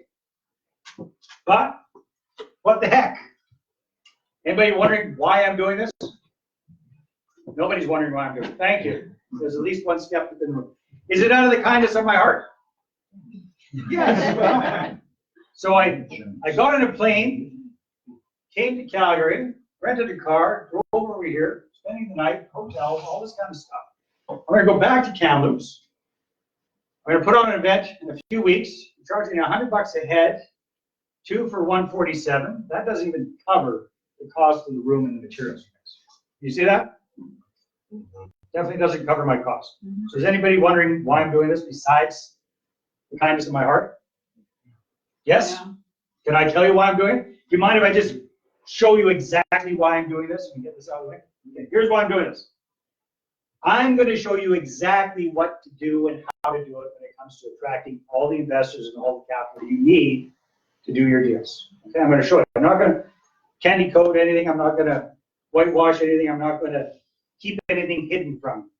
Okay, I'm going to show you everything I know in 2 days. That's why it's a 2-day workshop. It's 2 days to teach you guys all of this stuff. All right? Now, if you're a real do-it-yourself kind of person, great. You can take what you've learned and you can go and you can do it yourself. You do it on your own. That's fine. Okay? Personally, I think the best use of your time if you're a serious real estate investor is there's 3 things that you really need to be focusing on. First thing, you need to focus on your current portfolio and taking care of it.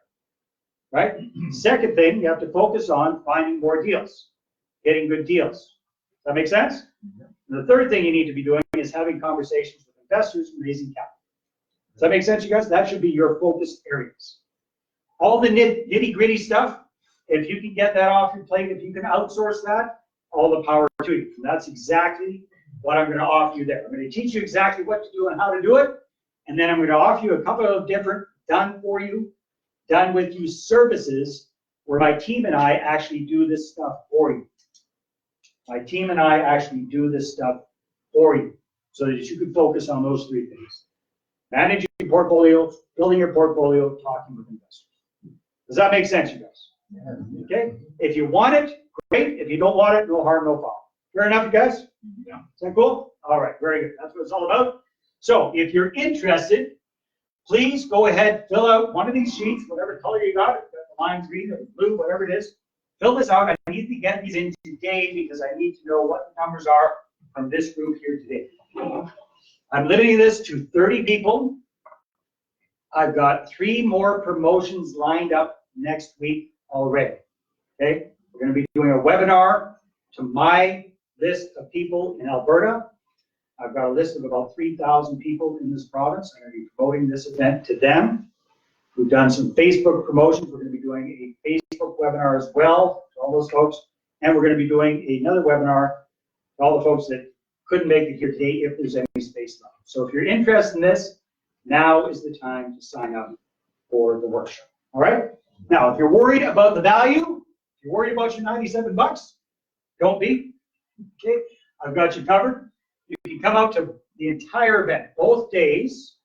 If you're not thrilled for any reason, let me know. I'll give you all your money back. Fair enough? You don't get the bonuses, but I will give you all your money back. Okay? And that's not like stay till noon the first day. I'll stay the entire both days. I'm sure you're going to be thrilled with it. All right? This is good old John. John has taken this training a couple of times. The last time it actually came out to a 2-day workshop I put on in Kelowna. And while I was going over something they already understood, he wrote a nice little thank you note and a weird looking picture for me. I remember that. I got that posted on my bulletin board.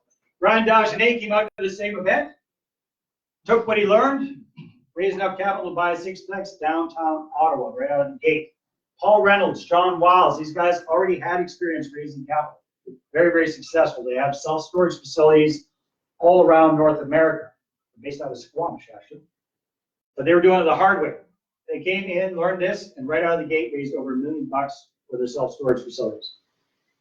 Bruno Jury, his very first investor presentation, $200,000 raised. Craig Lingard, he lives in Vancouver, invests in Ontario. He was struggling to attract investors, dialed it in. He now has more investors than he has deals. All right? He was so happy back in the day when Teslas were really, really cool and new. He went out and bought a brand new one. Okay. Karen Leona McKnight, $80,000 right out of the gate. Aaron Belmore, his first webinar, $673,000. Since then, he's raised millions and millions of dollars for his furnished rentals up in Grand Prairie. Marco Navo, we already talked about. Here's a cool one. Jamie and Leslie. I love these guys. These guys, they also went through Keyspire. Went through the Keyspire. In fact, you might be familiar with Keyspire because they're all over the place with those things. They did their first 2 deals, self-financed. They had a single-family home and a home with a suite in it. And they ran out of what? Money. Ran out of money, all right? So they went through the process right out of the gate, raised $120,000. Over the next year, they went from 3 units to 47 units in their portfolio. Jamie quit her job, retired from her job, and is a full-time real estate entrepreneur. Cool thing is, several cool things. They've grown their portfolio a lot more since then. I just saw their latest Facebook post. They are in, is it Curacao? Is that how you say it? Curacao in the Caribbean? Buying their dream rental property. So they buy this property, it's right on the Caribbean Ocean. Walk down the stairs, there's the ocean right there. Okay, it's a rehabber. They're going to bring in their entire team from Ontario to rehab it. And they're going to turn around and they're going to use it, but they're also going to have it as a furnished luxury rental when they're not using it. Is that cool or is that cool? Remember I told you about the kid, the 14-year-old kid, the 15-year-old kid that bought his own 5-plex? It's that kid. Whoa. Well, he was 13 there, so he was a little bit bigger than that now. Okay? All right? All of this, and how did it start? It started with them coming out to this 2-day workshop. All right? So if you're interested in this stuff, if you're serious about it, if you really want to learn about how to attract investors and raise capital, you're going to come out to this as well. Love to have you. Fill out your forms. Again, limited to 30 people. And as you're filling out your forms and we're wrapping things up, I'm going to open up for Q&A in just a minute, but you can listen to some other folks just like you, what they have to say about this kind of training. Game is already over-delivered. So much fun, just an easy-going atmosphere. It's more than I ever expected. Learn a lot and ready to go out and make some deals. I like the information, it's very actionable. It's just, it makes it so simple that you can just easily act on what he's teaching you. Get in your vehicle and go. Yeah, that's I think you need to be, if you want to do this as a. Do you recommend the future training? And everything Can get focused now and take action. My wheels are spinning so fast, I think they're gonna come off the rails. You gotta get off the fence. You gotta come here. You gotta learn. Go for it. You can't go wrong. The program is awesome. And just do what it says in the program. Take action. You're on your way. It's a very valuable investment. Anything that they offer is we've always found it to be top notch. You gotta take the goals of the program, and it always delivers more than what you expect. That's what this time. And he's put on a fantastic weekend here for all of us. We all learned some valuable stuff that's going to make us. All right, you guys, that's it. That's all. Thank you very much for your attention. You learned something? Okay. We're going to take a break. If you got any questions, I'm happy to answer any questions that I can. Otherwise, how long? What do you guys want to do? Yeah, so we'll take a quick 15, 20-minute break, give you guys all a chance to network a little bit, grab some more snacks, then we'll come back and just answer some more questions. And if anyone has any deals to present, we'll give some time for that as well. Okay, and you guys, if you're interested in coming out to the workshop, that's great. Please fill out your form and bring it up front. And if you, Danielle, do you mind? Yeah, I'll take it. Yeah, thank you. If you give them to Danielle. If you have any questions, I'll be around on the break to answer any questions. Thank you, guys. Thank you. Yeah.